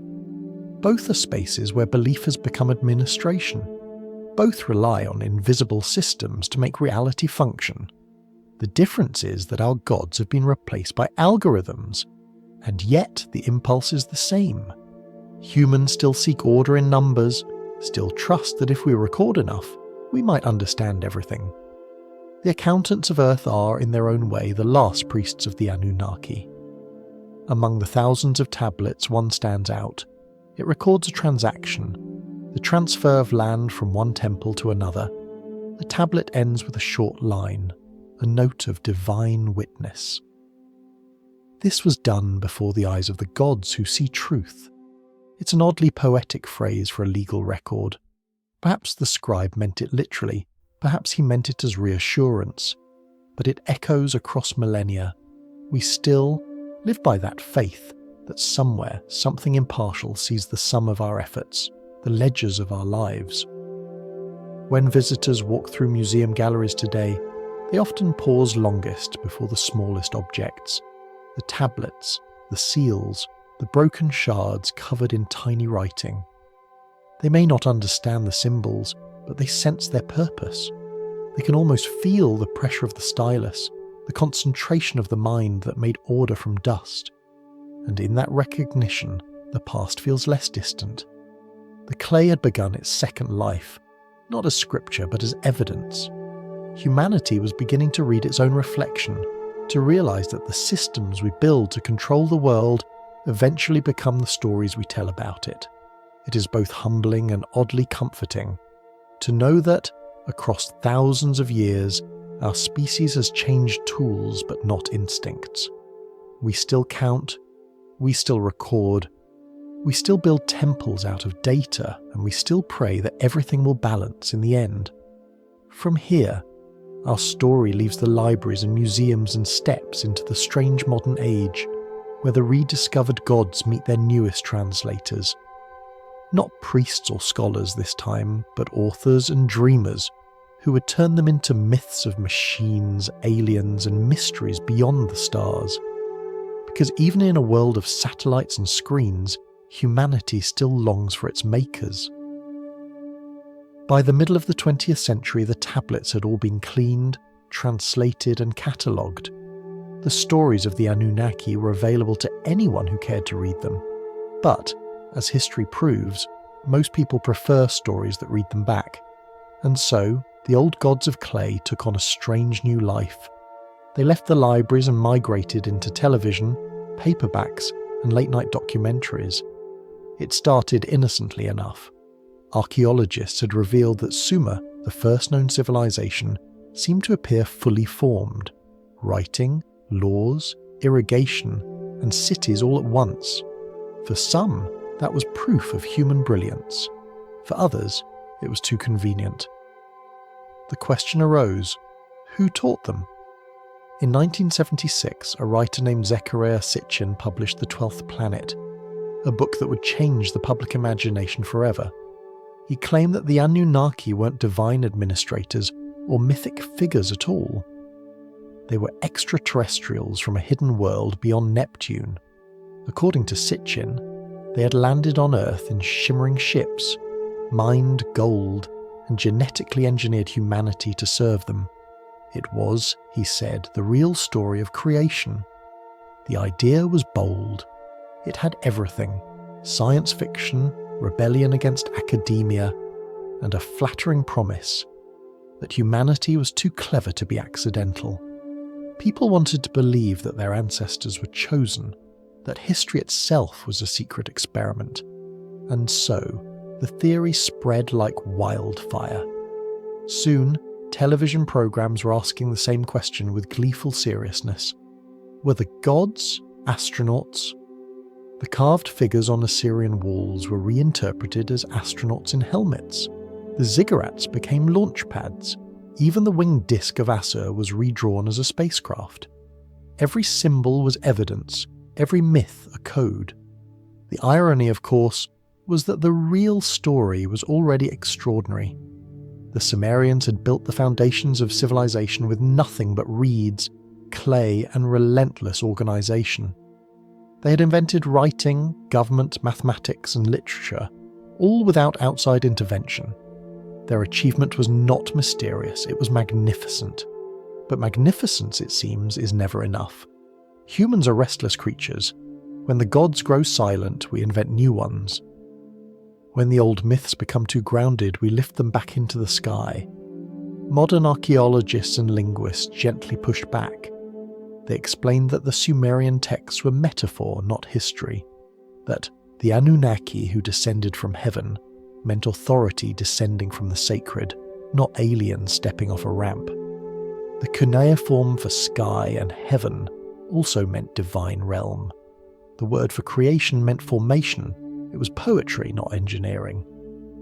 But reason has never been much of a competitor to wonder, and to be fair, the impulse behind the ancient astronaut theory was not so different from the impulse that built the first ziggurats, a need to connect the human with the infinite, to believe that someone, somewhere, was watching, guiding, or at least noticing. In a way, the alien Anunnaki were simply the latest version of an ancient truth, that humanity has always been trying to understand its own intelligence by pretending it came from somewhere else. The old gods had represented law and order. The new ones represented technology and potential. They were not creators to be worshipped, but inventors to be emulated. If the original Anunnaki had taught humans how to write, the modern ones were imagined as teaching us how to reach the stars. The myth had been inverted, but its heartbeat remained the same. And yet, beneath the conspiracy and the pseudoscience, there was a strange tenderness. The ancient astronaut theorists were not cynics. They were dreamers, trying to reconcile myth with the modern cosmos. They wanted the universe to feel personal again, to restore mystery to a world that had measured itself into exhaustion. It's hard not to feel sympathy for that. After all, the original Sumerians had done the same thing, turned rivers and stars into personalities so the world would feel less indifferent. Modern scholars, of course, continue to prefer evidence over excitement. They point out that cuneiform tablets are practical documents, not cosmic communiques. The mining for gold lines were mistranslations. The word skyboat referred to a temple structure, not a spacecraft. And yet the myth persists, shimmering at the edges of popular culture, an echo of humanity's favourite illusion, that we are not alone and never were. The debate between archaeology and imagination is, in truth, an old one. The Sumerians themselves argued over the difference between divine signs and human logic. Every era must choose its vocabulary for wonder. Some write equations, others write legends. What the alien Anunnaki theory accidentally revealed was not a cosmic secret, but a psychological one. It showed how desperate modern humans are to rediscover awe, to feel once again that the universe is filled with intention. We build machines to explore the stars, then dream that something might already be waiting there. Perhaps the most fitting irony is this: when people claim that ancient humans could not have built cities, written laws, or understood astronomy without extraterrestrial help, they underestimate the very thing that makes us remarkable: our stubborn capacity to learn. The same mind that once invented cuneiform now builds telescopes that peer into galaxies. We are, in every sense, still the Anunnaki's descendants, not because they created us, but because they were us. The clay tablets, if they could speak again, would likely sigh. They would remind us that wonder doesn't require rockets. It requires patience. It requires attention. It requires belief in the slow miracle of human thought. And perhaps that is what the myth of the alien Anunnaki has always been trying to tell us, that the gods never left because they were never above us. They were ideas written in the dust, waiting for us to remember. As night falls over the ruins of Ur and Nippur, tourists stand where temples once glowed with firelight. The stars above them are the same ones the Sumerians watched, the same constellations that guided both priest and pilot. The universe is still vast, still silent, and still full of stories we have yet to invent. From here, the tale begins to close its circle, returning to the clay, to the ruins, and to the gentle truth that the Anunnaki, in all their forms, were never about gods or aliens, but about us.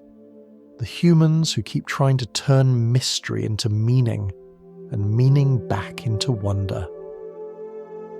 If you stand among the ruins of southern Iraq at dusk, the world feels older than time. The wind slides through the hollow gates of Ur, brushing against broken bricks still warm from the sun. The air smells faintly of salt and clay. Somewhere nearby, a shepherd calls to his goats, the same sound that must have drifted through these plains 5,000 years ago. For a moment, it's hard to tell where the past ends and the present begins. All around you, the earth glints with fragments, tiny pieces of pottery, edges of tablets, the small, durable memories of a civilization that refused to vanish. Each shard holds the ghost of a thought, a list of rations, a hymn to Inanna, a complaint about taxes, a law etched in wet clay and left to harden under a borrowed sun. If you pick one up, you're holding a piece of the oldest conversation humanity ever had with itself. Archaeologists call this region the cradle of civilization, but it might be more honest to call it the cradle of self-awareness, the first place where humans tried to explain what they were doing and why. They built gods in their own image, and those gods built them in return. The Anunnaki were not celestial tyrants or extraterrestrial visitors. They were metaphors with job titles. They represented order, justice, creativity, and doubt. The invisible systems that still run our lives.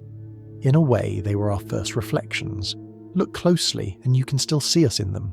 Enlil, impatient and commanding, the patron of authority. Enki, clever and merciful, the voice of invention. Inanna, fierce and contradictory, both love and war embodied in one brilliant mind. Each god was a human instinct given shape, a fragment of our psychology dressed in clay and ritual. Together they built a pantheon as complex and flawed as the species that imagined it. When the ancient scribes pressed their styluses into soft tablets, they were not only recording religion, they were recording reflection. They were inventing memory. Writing was not born from poetry, but from management. It was created to count grain and track labour, to keep the world from dissolving into confusion. But once the system existed, the imagination moved in. Suddenly ledgers turned into prayers and lists became stories. Somewhere between those two acts, between counting and dreaming, civilization began. That's what makes the story of the Anunnaki so quietly moving. Beneath the myths and the later misunderstandings, it is the story of human persistence. The people of Sumer looked at floods, droughts, disease, and death, and instead of surrendering, they organized, they measured, they explained, and when they couldn't explain, they told stories so beautiful that time itself refused to forget them. In their myths, you can hear the first tremors of philosophy, the question of whether power should serve compassion, whether creation requires sacrifice, whether order can ever truly contain chaos. You can also hear humour, the gods arguing over whose temple had better offerings, or making administrative mistakes that resulted in plagues. It's bureaucracy with personality, eternity managed by committee. And isn't that still how we live? We build systems, then spend centuries negotiating with them.